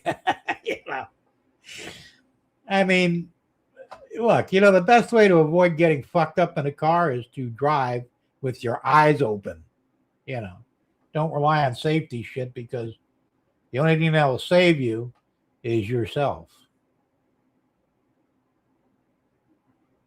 Well, that's true, Dave, unfortunately. And it's getting worse and worse. They're getting to the point now where they're talking, I guess there's some things it's not even legal. The John Deere, I think, they're tractor parts, but it's illegal to try and service them yourself. You could actually get in trouble for that. Well, is it yours or is it not? Oh, I know, it's ridiculous. And they've got, that's just if you have, like, in my car, my Ford, my Mercury, I got driver's side airbag and a passenger airbag. They're both disconnected. I don't have side curtain airbags or airbags under the dash or backseat airbag. I don't have none of that shit, Thank God, because, you bump something, they all go off. And, it's $1,000 to replace one unit or more. They'd be coming out and staying out, And like I said, I don't want shit blowing up all around me.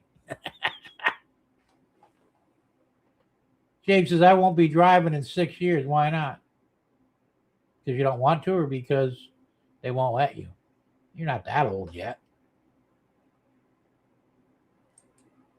I repair all my vehicles. Yes, you need to scan it. Well, Yes and no, Ken. I mean, I've been a mechanic most of my life, and when I had my shop, I had a cheap scanner. I didn't buy any fancy one, and I just got a feel for what would go wrong in most cars, and I was 99% correct all the time.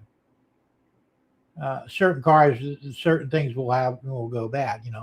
To buy a $3,000 scanner was crazy. They're nice, especially the Snap-on scanner, but you know, I was able to get by without any real high tech shit, and still was able to fix the cars. James says I'll be 80 years old. Well, that's not that old, James. I mean, unless you voluntarily just want to quit driving, but my dad was driving up until 87. At 87, he started getting the Alzheimer's, and then he had to quit driving after that because he couldn't remember his way home. He went to the store a couple miles away one day and wound up 150 miles south of Miami. Finally figured out he wasn't, going the right way, so he came back, went another 100 miles north to Punta Gorda, north of Naples. And he spent the whole day driving around trying to find his house. And he wasted almost a whole tank of gas, It's time for you to quit driving, Dad, He didn't want to. They had to force him. They pulled his license, and that's it, sir. You can't drive anymore. Hopefully I'll have enough sense to quit when it's time. I don't know what that time will be, but yeah, Edward says 80 years young. There you go. It's really not that old. I mean, it's it's up to you. If you're not comfortable driving, then you probably shouldn't drive. I had a friend who was much younger. He had a stroke. It didn't really affect him in that way. He couldn't read anymore, but physically he was fine, mostly mentally.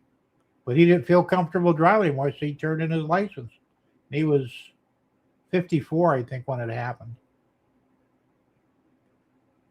So, 2033, you'll be 80. Okay. So I hope I'm still alive then. Derek says, so you're 73. That's young. Well, like I said, I think some people are smart enough to know when it's time to, turn in the keys, but there's some people out there that probably shouldn't be on the road. I know they're getting stricter in the States. I think when you turn 80 now, you have to test every year. I think. I'm not 100% sure on that, but, I feel safer with 80-year-olds driving than some of these 20. That's true. Tom Grass is 2055. I'll be 100. You plan on living to be 100? So when the hell will I be 100? Let's see, I'm 66 now. Tom, you're older than me, so I'll probably be 100, 2058? I don't know. I don't think about it too much. Dave says, I hate airbags that should have deployed but didn't. When I showed up in the ambulance, several fire and EMS have been killed from that. Well, I mean, it's a crapshoot, Dave, I think. I've been driving a long time. Knock wood, I've never caused an accident. Okay, I've been driving since I was 12. I've been in 2 accidents. One I let happen because the guy pissed me off. Said, fuck you, then go ahead and hit me, and he did. Wasn't that bad, minor damage. And the second one, that was sort of my fault, but it wasn't. I backed up into a parked car that wasn't supposed to be there. So I didn't get faulted for it, And I had what we call the radical rig. I had a 67 Impala with the ass end jacked up about this high, about 4 foot off the ground. You looked in the mirrors in the back window, all you saw was the clouds.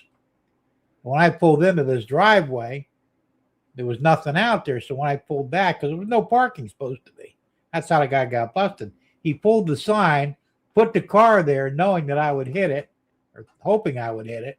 And that's how he was financing a renovation of one of his classic cars. Well, he got carted off to jail that day.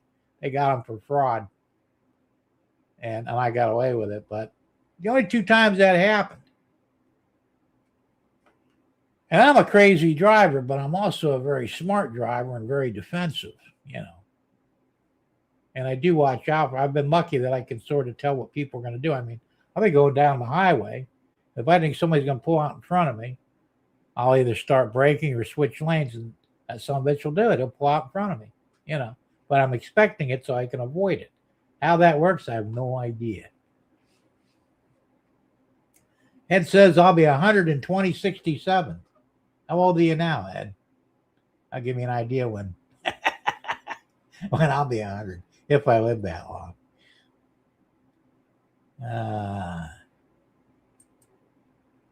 James says, bring back my 66 Ford Falcon. I drove a 65 Falcon for a little while. It wasn't mine. It was a friend's, but I used to drive it all the time. That was kind of a cool little car. Straight 6, 3-speed on the column. You know.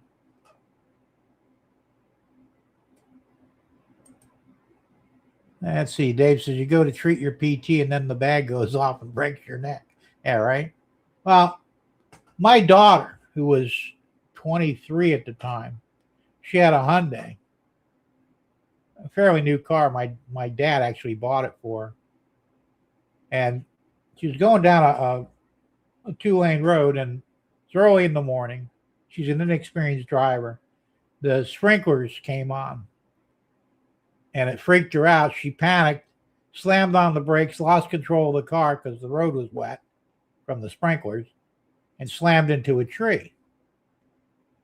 Well, she was a short girl. She was about 4 foot, 4'8", something like that, you know, about up to here on me. Well, if she didn't have an airbag, she wouldn't have got hurt. Shattered her jaw from the airbag. And I think she broke her foot too, but that was from, you know, I guess she tried to brace herself against the floorboard on the impact. The worst thing you could do is tighten up. But that was minor. She had to have her jaw wired shut for like 8 months, drinking through a straw. And he says, well, 2 things you did wrong. And first off, never have an airbag in your car. And second off, never panic when something hits your windshield. You know, it's like I've known people, same thing. She had another accident later on. She was on a 3-lane road, a 6-lane road, 3 lanes on her side. The guy in the far right lane, she was in the center.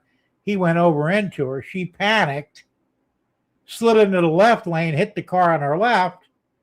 The truck never hit her because, you know, he just like avoided her. And I said, well, you should have let him hit you. Well, what do you mean, Dad? I said, it would have been a side swipe. Nothing would have happened. It would have done a little bit of damage to your car. He would have been at fault, and you wouldn't have totaled your car. I mean, that comes with experience, but, you know, once again, but the doctors told her, though, in the first wreck, if it wasn't for the airbag, she probably would have got bruised up, and that's about it. But the force of the airbag shattered her jaw. That's all right. I don't want the fucking things. Oh, wait a minute. Tom Grassy had a 64 Ford Falcon convertible. I never saw a convertible. That would have been cool. And Falcons were cool little cars, man. My grandmother had 289, was a nice car. Took rear out of it and put in my 69 Cougar. There you go. And James also had a 69 Ford van with 302 automatic. And that's the one I made for you. I printed. And too expensive to send it up to you. That sucks. I'm younger than Dundas Junction Model Railroad. Okay. Well, I figure you're probably close to my age. I'm 66. You know. And let's see where we are here. Dave says 3 on the tree. There are no kids nowadays that could operate that good I know. They can't even use it on the floor. They don't know what the hell to do with a clutch and a shifter. Idiots, if they don't have paddles or a fucking, you know, automatic floor shifter, they're screwed. That's the best anti-theft vehicle around, man.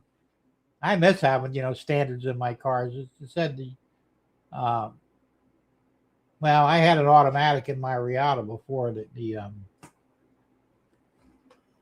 Grand Marquis, but when I had my BMW, that had a 5-speed on the floor. It had an automatic. I took the auto out because the reverse went out in it. I bought a whole car, junker, for $50. Took the 5-speed transmission, clutch, all that pedals, and everything out of it, and swapped it over into mine. I had the convertible 3 Series. It wasn't a bad car except it had a manual top. I don't like manual tops. That thing was such a pain in the ass to put the top. Most of the time I left the top down and just parked it in the garage. It was easier than having to fuck around with, putting it up and I had to lift this and do that. Stupid. All right, JD, thanks for that, man.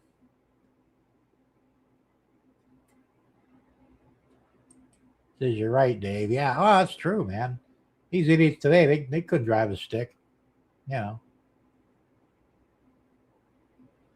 We didn't have one of driver's ed. We had a Vega with a 4-speed in it. And they wouldn't let me drive it because I was crazy. And I wanted to drive that car so bad. Instead, we had a lot of sleds. We had Oldsmobiles. We had a Ford LTD. I think we had the Oldsmobile was a Delta 88. We had a Pontiac Bonneville. A couple of I think a Plymouth. What the hell was that? Plymouth Coronet, I think, or Dodge Coronet. These big fucking sleds with drivers ed. And I had no problem because I've been driving since I was 12 years old. I could do anything in the car at that point. I mean, normal or otherwise. And of course, when they had to tell me I had to go around the cones in reverse, and you're supposed to do like 3 mile an hour. Yeah, I did it with 20 mile an hour and didn't hit a cone. I got busted for that. And they finally let us go out on the road, and they says, "Can you make a 3-point turn?" I said, "I'd do better than that. I'd do it in 2 points." And I pulled the 180 right in the fucking road. Never left the pavement. Boom! Stop the car. Get out of the fucking driver's seat. I was banned for a week. I had to be a passenger. I couldn't help myself. I was having fun. I never got my certificate. And the only reason I didn't get it because I was rated really high. In the state, they wouldn't give it to me because at my dad's station, we had a Gran Torino station wagon.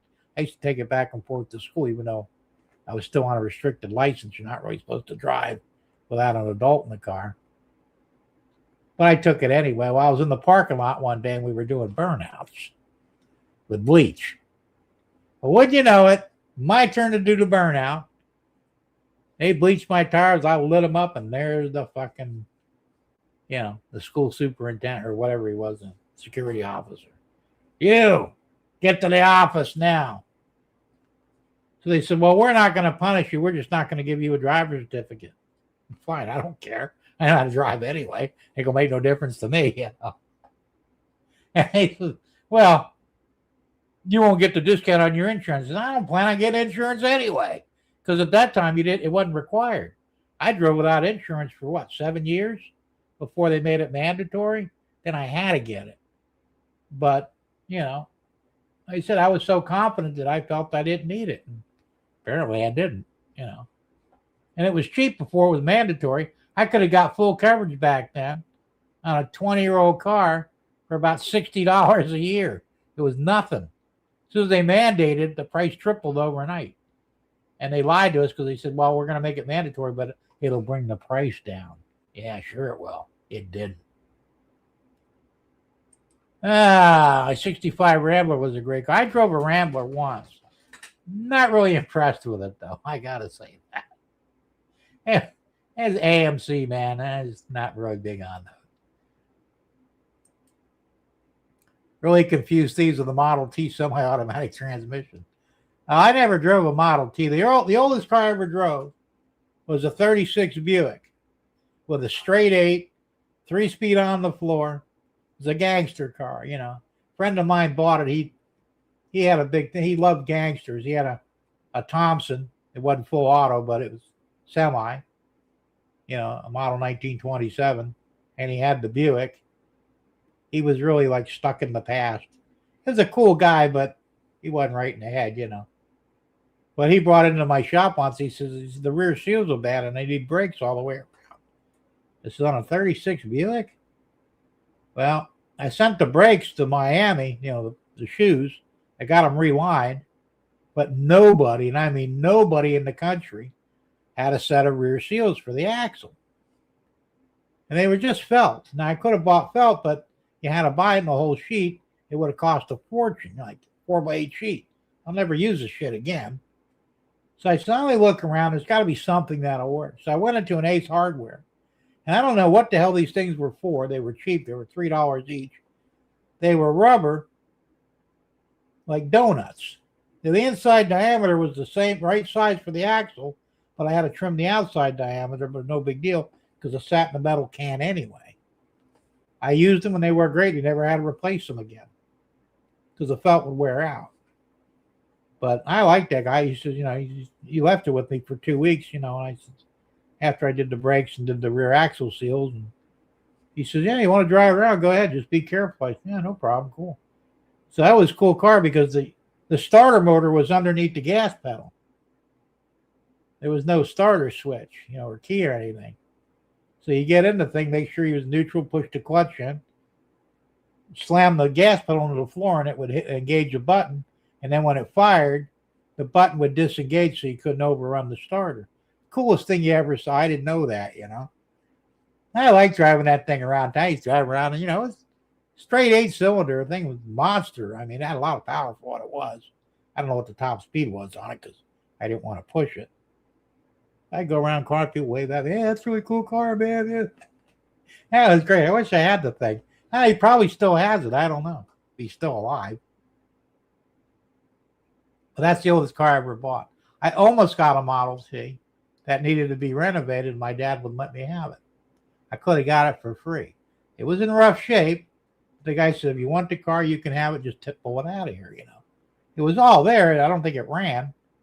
Like I said, I'm a mechanic, so it wasn't a big deal, but I was living at home at the time. I just said, you ain't bringing that junk over here. Dad, it's not junk. It's a classic car. It's worth money. Not like that. I said, no, but if you fix it up, it will be. I could have restored it, probably sold it for $1 million. But no, he was being an ass, so I had to pass on the deal. Of course, that didn't have a starter. You had to crank start that fucking thing. That would have been fun. Let's see. Derek says 60s GM vans had 4 on the column. I saw that. I never saw one in real life, but even when I had my Impala, I had 3-speed on the column, and then I had the owner manual with it, and they offered a 4-speed on the column. I'd never seen one, but they did make them apparently. It's not much different than a 3, but I never personally saw one. My driver's ed was the coach, and all we did was drive him around to do his errand. Well, that was a coach for us too, but he was kind of a dick, He had a 66 Mustang, perfectly restored. He drove like an old man. He wasn't old, but he drove like one, and he expected us to kind of drive the same way. That's why I'd get pissed off at me when I did shit. And it's like, I don't know if I was just showing off. I had 3 girls in the car with me, And I actually taught all 3 of them how to drive because none of them knew how to drive a car. And, I kind of instructed them, and because he wasn't always in the car with us when we were on the lot. When we did on the road, he had to be with us. But in the lot, I'd say, look, this is what you got to do. And, they'd take turns, and I'd advise them on how to do things the right way, not my way. And actually taught him how to drive, but he didn't like me for some reason. I guess because I showed off. But, I mean, I was good. I was a good driver, man. And there wasn't much I couldn't do in a car, Not bragging or anything, but it's the truth of it. So, Ken says, I took driving test in a 66 International Travel with 4-speed. Dad bet me if I passed with it, he would pay for my week vacation in Colorado. That's cool. I had International Travel. Wasn't that old. Mine was a 70. I bought it for $500, 4-wheel drive. It was a wreck when I bought it. There was a lot of rust on it, and I took the back part off and took the power window out of the tailgate and put it behind the front seats and closed that all in. So I had like a mini pickup truck. Had 3 gas tanks in it, 2 seat tanks, and the one big one, a 30-gallon in the back, and 2 15-gallons, saddle tanks. And it had, what the hell was the engine? I had the V8 in there. I can't remember what it was, a 352 or something like that. I don't remember now, but that fucking thing went through gas. I filled up all 3 tanks. First time took it out in the woods. Burned all 3 tanks up in like 3 hours. I said, fuck this, man. This is a problem for me, So I wound up changing the carburetor out on it. Put a GM car. I think I put a Quadrajet on there. Doubled my gas mileage. And then I wound up getting rid of the saddle tanks and just using the back one. 30 gallons, and I'd be able to stay out for all weekend on 30 gallons. But I like that truck. It was 3/4 ton. It had an automatic in it. And I wound up eventually getting rid of the international engine. I put a Cadillac 426 in there. 472, rather, excuse me. 472 Cadillac motor and the tranny. And had drive shafts cross-mated for me, and that's what I drove. And I'll tell you what, that was a running truck, man.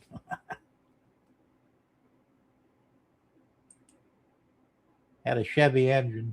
Okay. Straight 8, that's a long... Yeah, it was a gangster car, man.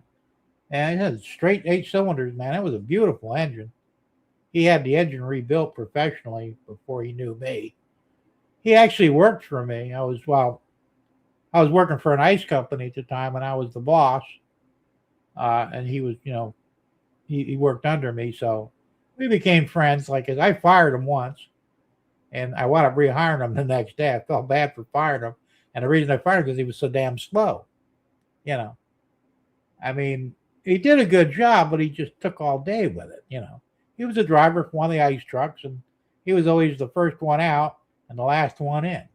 And he had a shorter route than everybody else. And I go, dude, what are you doing here? Why is it taking you so long? Well, it's not. You know what? You're fired. Fuck you. And then I felt bad. We became friends after that. And like I said, they trusted me with. I went back into auto mechanics after that because they shut down the plant. We all lost our jobs. And he come over. He says, can you work on my cars? Yeah. What do you got? He says, 36 Ford.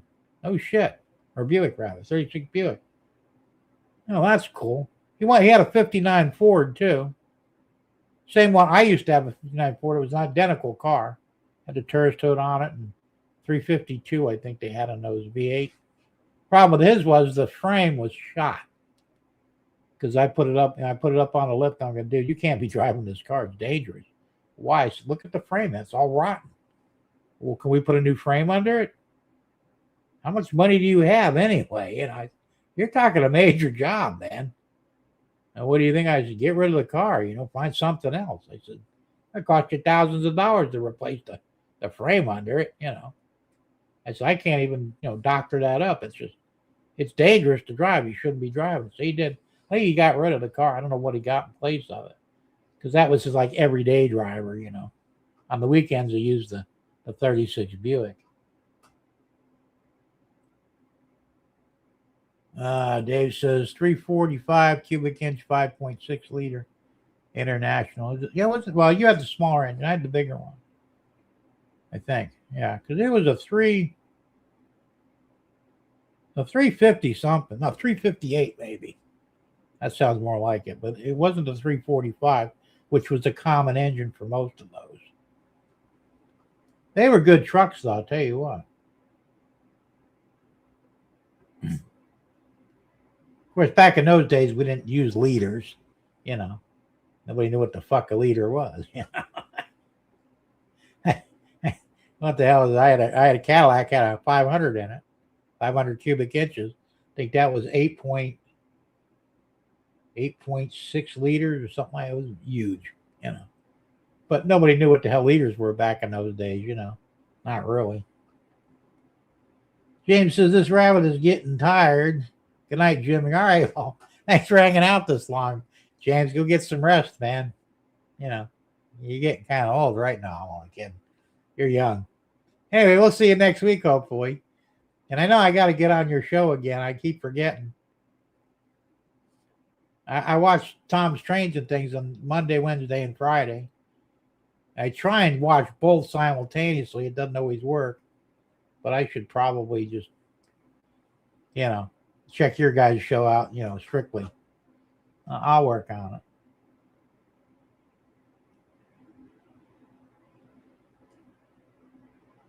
Happy almost 80th birthday. 2033. He's got a ways to go yet.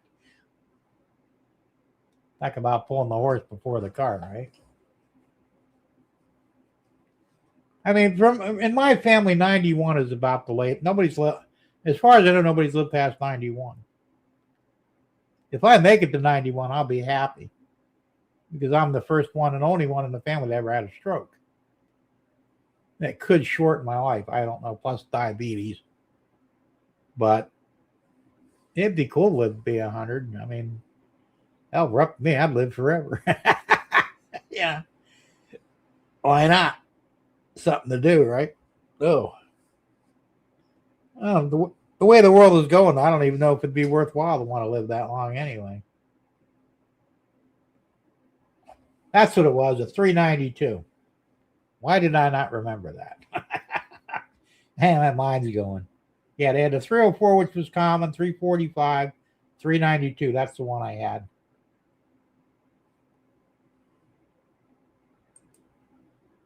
This is where the options, and you can fix them. Yeah, because there wasn't nothing to them.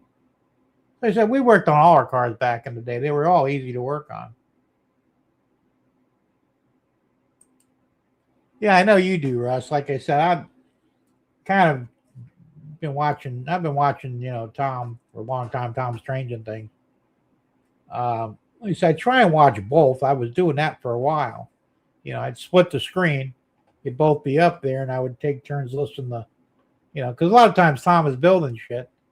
Don't really need audio for that, watching him build something. Or Tom Grassie's talking about stuff, so I'm more interested in what he's got to say. So I'll have the split screen. I can watch both, but I'll listen to Tom Grassie. Same thing when I'm watching James, too, Like I said, now, James comes on at 7 as well. Tom Grassie comes on at 8, so I could devote the first hour to Tom's Trains and Things and then go to Tom Grassie for the rest of the time. And I'll split the screen now.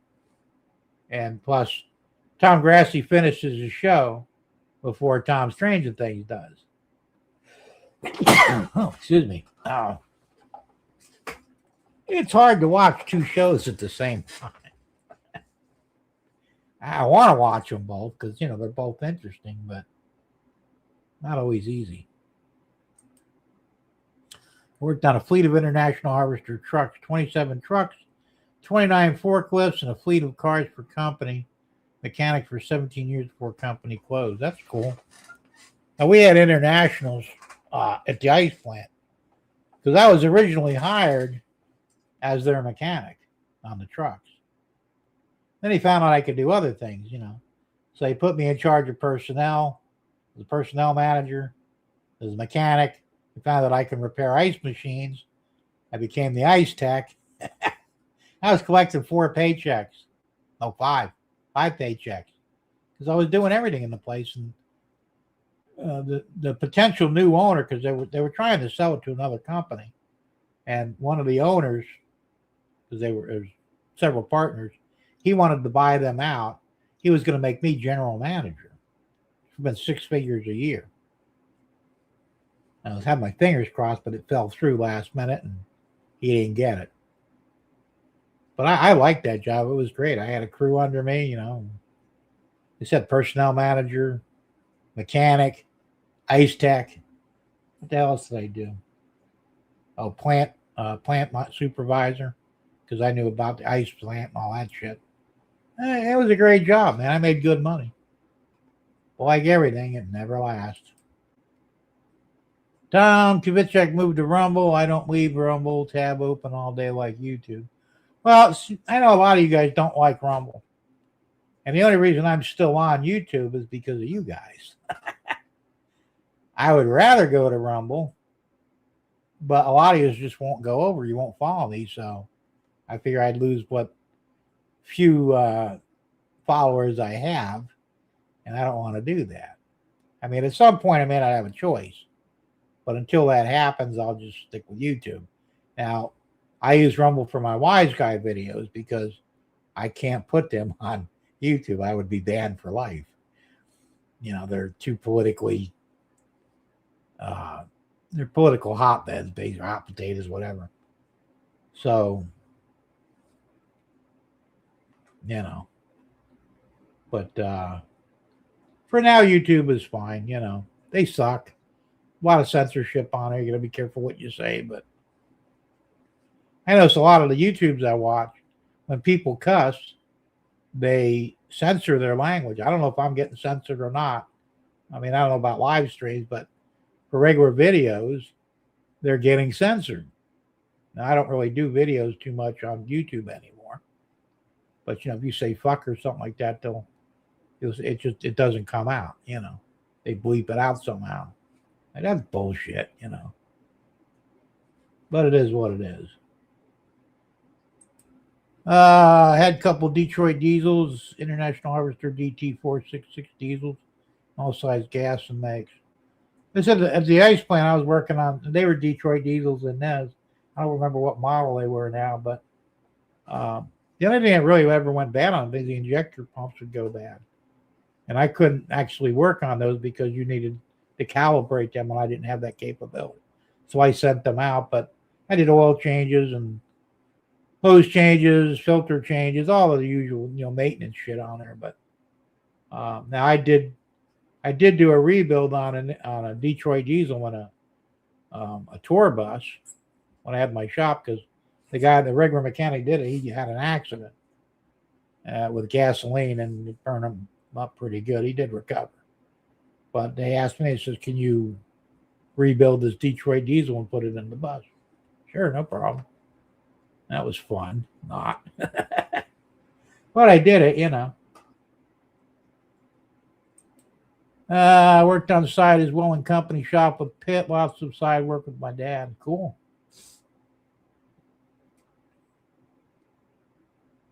Yeah, it's I miss working on cars to a certain point. I mean, I can't really do it now, not really. I could do some things, but you know, I had my stepdaughter's boyfriend change out the filter on my Ranger, right? The fuel filter. Well, I don't know if he did it or it was really that in bad a shape, but he broke the lock on the outlet line going to the fuel injection. He says it's stuck on there.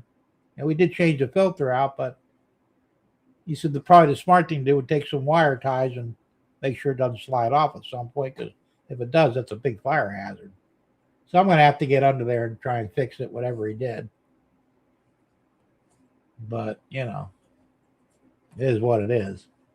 And I tried to start it, but the damn battery's dead, so I had to buy a new jump box because the battery in my jump box took a shit. 3 years old. What a bunch of shit, right? I bought a better one this time anyway. I say, oh, my father for everything I have. He taught me all the trades, and I've used them my whole life. Miss my dad, died 14 years ago. It still feels like, yeah, I know. I miss my dad, too. He died in 10. How long ago was that? That's about the same time, right? He said he made it to 91, and that was it. But he didn't teach me. I mean, he taught me work ethic. I got to give him that. You know, because I worked for him in the painting business for a long time, many years.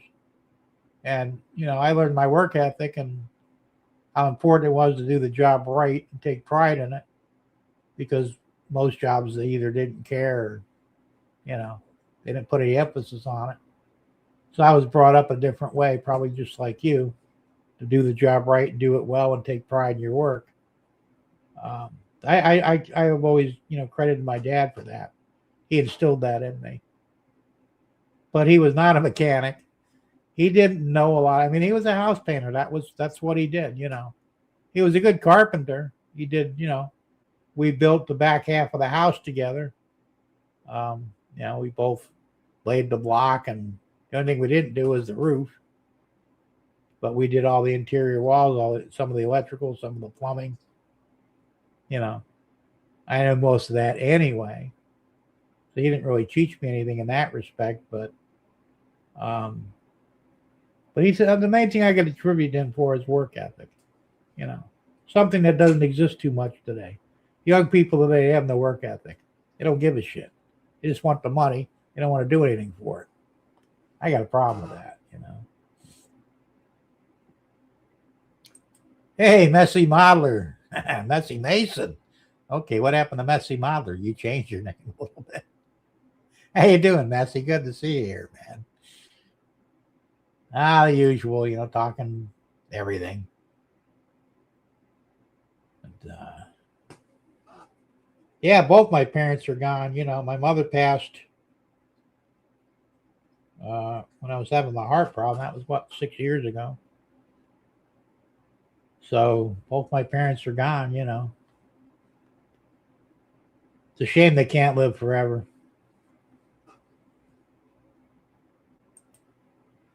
My dad died from cancer. Same crap I fought and won so far. Young. He's only 70. And that is young. Sorry to hear that, man. My dad, like I said, he made it to 91. He got Alzheimer's in the last couple of years. It wasn't real bad. He knew me. He knew my wife. Although sometimes he confused her with his wife. He knew all his grandkids by name, He knew he lived in Naples, but he couldn't tell you what state, what day it was, who the president was. His mind was going pretty quick, but he died peacefully in his sleep. Still miss him, though. Russ says, yeah, YouTube was threatening me almost every day when Biden was in office. I was giving them hell every day for 4 years. They threaten me almost every day. Now that Trump is in office, they don't, because they know better, And I had to be careful back in the day, too, because there were certain words you couldn't say on YouTube to be instantly banned. I mean, I got threatened, too, a little bit, but I didn't care, Like, Facebook, they threatened to remove me, too, because I did an article on Boy Scouts, when they went gay. And I said, that's bullshit. I mean, it was a good article, but, it really put down the whole homo thing. And they go, you can't talk like that on Facebook. You're violating our rules. And fuck your rules. What are you going to do? Ban me? Go ahead. I don't give a shit. And they didn't. I thought for sure they were going there. Put me in, Facebook jail? They didn't do it. So after that, I just didn't give a shit, Go ahead. I don't care, I don't know if they were, like remember when you were in school and you got in trouble with this, you're going to give you a couple of days suspension out of school. You're not going to get an education those 2 days. How do you feel now? It's like, dude, I'm getting a vacation. I feel great, And they're like, no, that's not the right way. But it is. They thought they were hurting you by sending you home for a week. Fuck no, you weren't. You were giving me a vacation, man. I have to go to school for all week. Yay! And they couldn't understand that. This is the same thing like Facebook was the same way. It's like, we're punishing you. We're not going to let you back on Facebook, for a month or whatever, and put you in Facebook jail. I don't give a shit, And I didn't.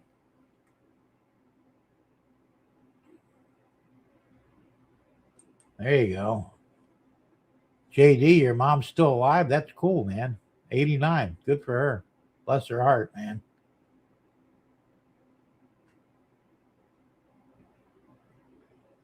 Messy Mason, still not sure what happened with anything.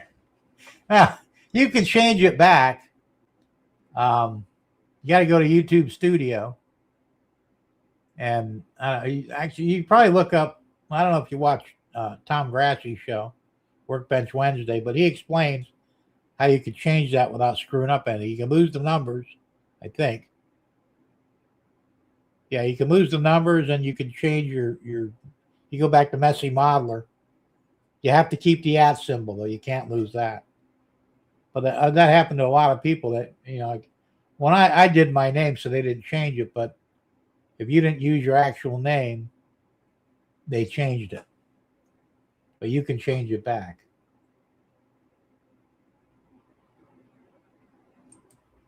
YouTube got in trouble for censorship. Yeah, I believe it.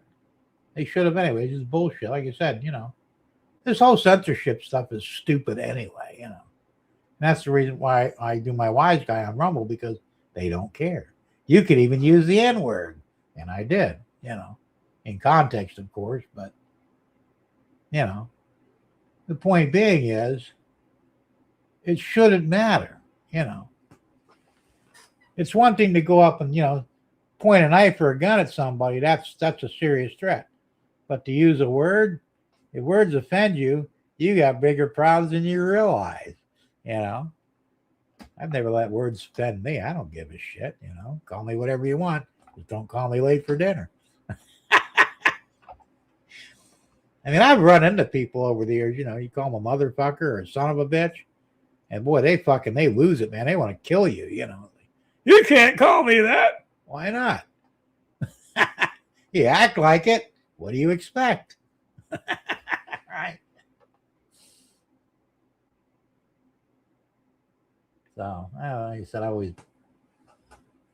I guess I'm sort of progressive in some ways, but not really. I'm still a conservative, but I just don't understand the problem with some of the things that people have a problem with. The same thing with Trump. If you don't like Trump, that's fine. Nobody can force you to like somebody.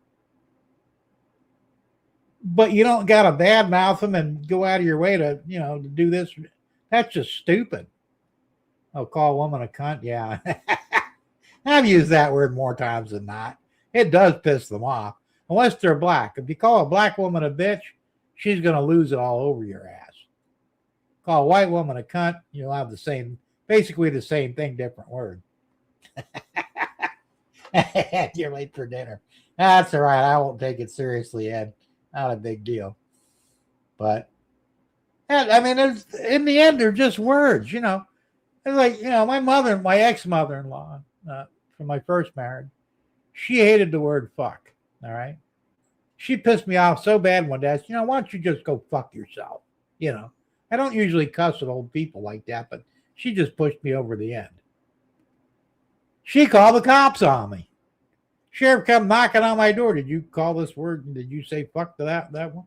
Damn right I did. There a problem with that? Well, not legally, but you probably shouldn't have done it. I said, doesn't matter. Why are you here? Well, we had to answer the call. I said, well, you answered it. I told you I told her to go fuck herself. Now get out of here, All right, no problem. I mean, because it wasn't illegal at the time. Maybe it is now. I don't know.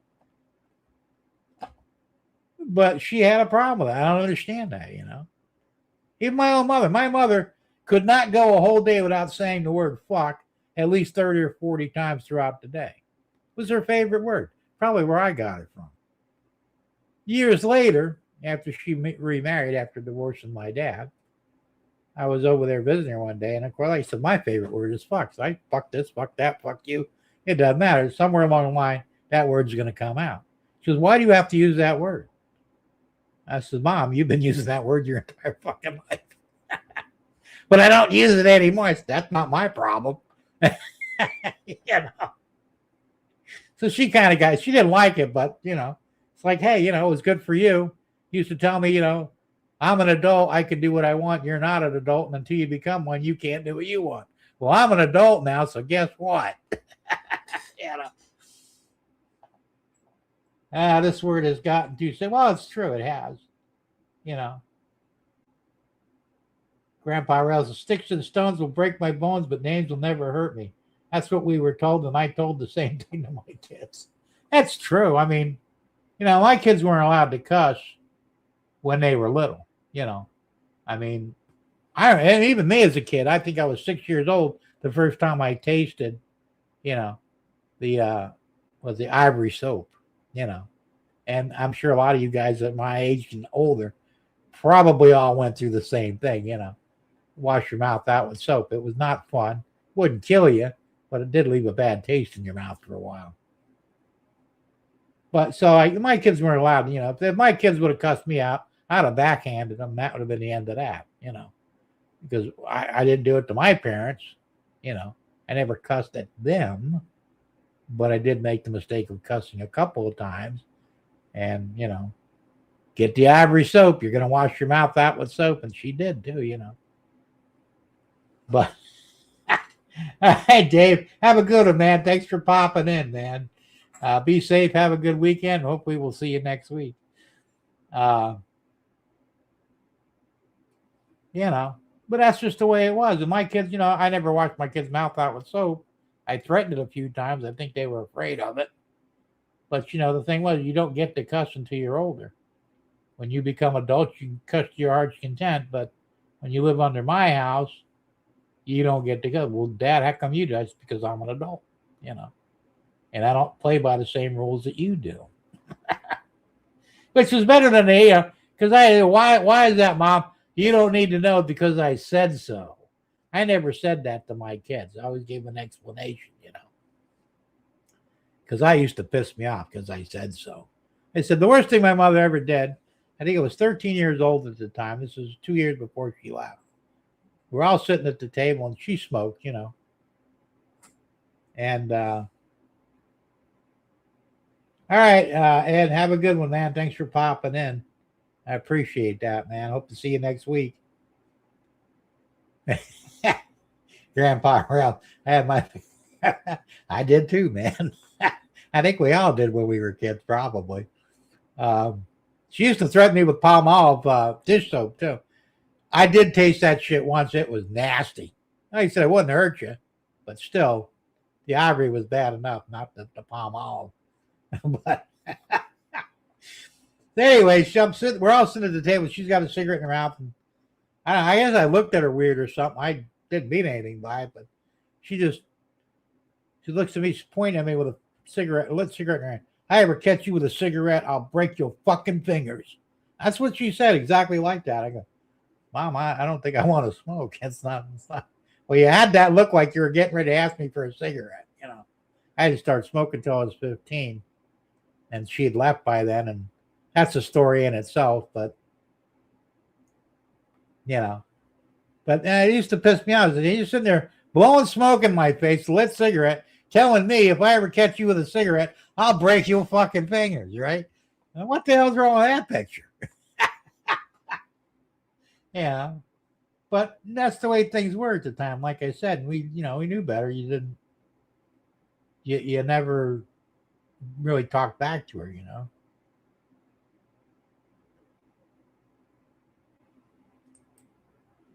Well, my mother did too. Well, she didn't like to hit me. She liked to throw things at me.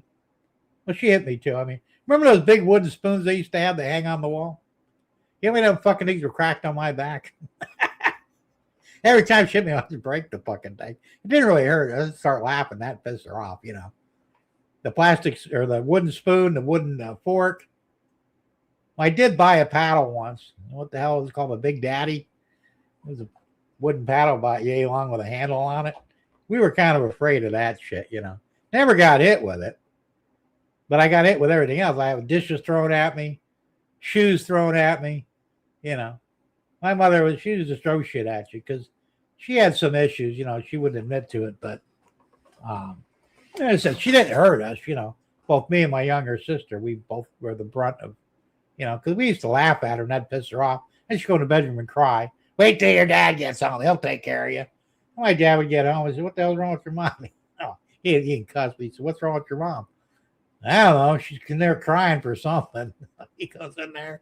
He comes out. He said, you make your mom cry again? I said, I don't know. She gets stupid and throwing stuff out. And I used to make him mad. He says, she said she threw a knife at me once at the kitchen table.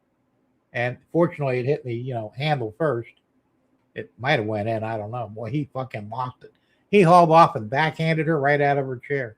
You don't ever hit my son with a knife. What the heck? What is wrong with you? He said he didn't cuss.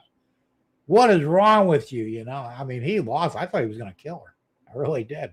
I mean, he literally blew up. She never did that again. And she had no reason to do it anyway, but, she used to get mad because she would try and make us do shit. She was a control freak, She wanted to see how far she could push us. And a lot of times we said, no, Mom, we're not doing that. We had chores. We had to take turns doing dishes, taking out the garbage, vacuuming carpets. She taught me how to sew, on her treadle machine. And we knew all that stuff, and we had chores. We had to do certain things. That was never an issue. But then she would come up and, say, well, I need you to do this. So that's not my job. I'll tell you what your job is, and you're going to do it. No, Mom, I'm not going to do it. Not my job. I got my own chores to do. Do it yourself. Yeah. I was respectful, but I just, I wouldn't play that game. Ken says, hot sauce for bad words. Pick yourself off floor, back talk dad. We knew better than this. I mean, my dad, we were terrified of him. But he was like, my dad beat the shit out of me twice. Both times I had it coming. Once was calling a cop a pig in front of him. I thought he was going to kill me. And then that cop just stood there laughing with a big grin on his face. This is back in the day when you could do that shit. If he did that today, they'd lock him up for life and put me in a home, But I ran away from home. I was on my way back. Cop picked me up. He said, what are you doing? I said, I'm going back home. He says, well, your parents reported you as a runaway. I said, yeah, I know, but I changed my mind. So I'm going to take you back to your house. All right. So we get to the door, and, my dad answers the door, and he says, well, what do you got to say for yourself? I said, well, I was coming back until this pig picked me up. Worst thing I could have said. My dad had absolute respect for authority. Calling a cop a pig was like, you don't do that. He whipped his belt off and beat the dog shit out of me, man. I thought he was going to kill me. I mean, he left a few marks and all, but, nothing bad. He didn't break any bones or draw blood, but I mean, he was wailing on my ass. And that cop stood there, big grin on his face. Never called a cop a pig again, not in front of him anyway. But we were terrified of him. I don't know why, because, like I said, it made our mom mad. She'd wait till your dad gets home. Oh, shit, we're screwed now. And then he'd get home and he wouldn't do anything because he was a pacifist. He wasn't a violent man, And the only time he hit her twice, I remember. Well, once, I guess she was cheating on him. He found out about it. It was up north, and we lived in a 2-story house. And he backhanded her, knocked her down the stairs. Lucky she didn't die. But I mean, was he justified? Maybe. I don't know. Like I said, that's the way they did things. And then the second time when he backhanded her when she threw a knife at me. Other than that, he never laid a hand on her. And he really didn't bother us except for the 2 times that I got my ass beat. But like I said, I had it coming. Didn't think so at the time. But, hey.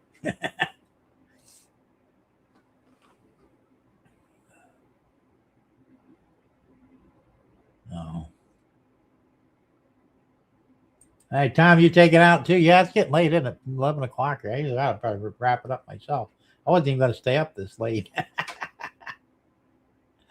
All right, Tom. Well, have a good one, man. Thanks for popping in. And I'm going to wrap this up too, guys. I've been yakking all fucking night. And we should probably all call tonight and get some sleep, right? Anyway, I'm glad. And it seems like everything's working fine now at the most part, I guess. Hopefully I'll get Starlink up and running next week, and maybe I'll do some tests with OBS. And as I said, if OBS is a problem, I'll try and maybe go back to an older version or something, or stay with StreamYard for a while. We'll see. Anyway, guys, we'll see you tonight or next week, hopefully. And I don't know if I have an outro, but it's the old one because I never updated this. And I don't know where it is. Oh, I do have stuff on here. There's the intro.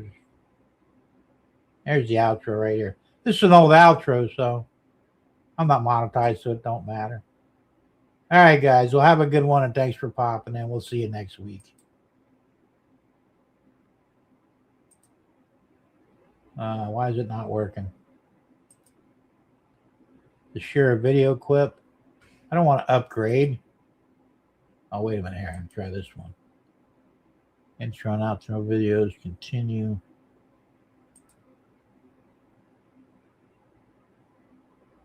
Nope, we're not doing that. Well, it won't let me do the intro and outro anymore, huh? That's bullshit.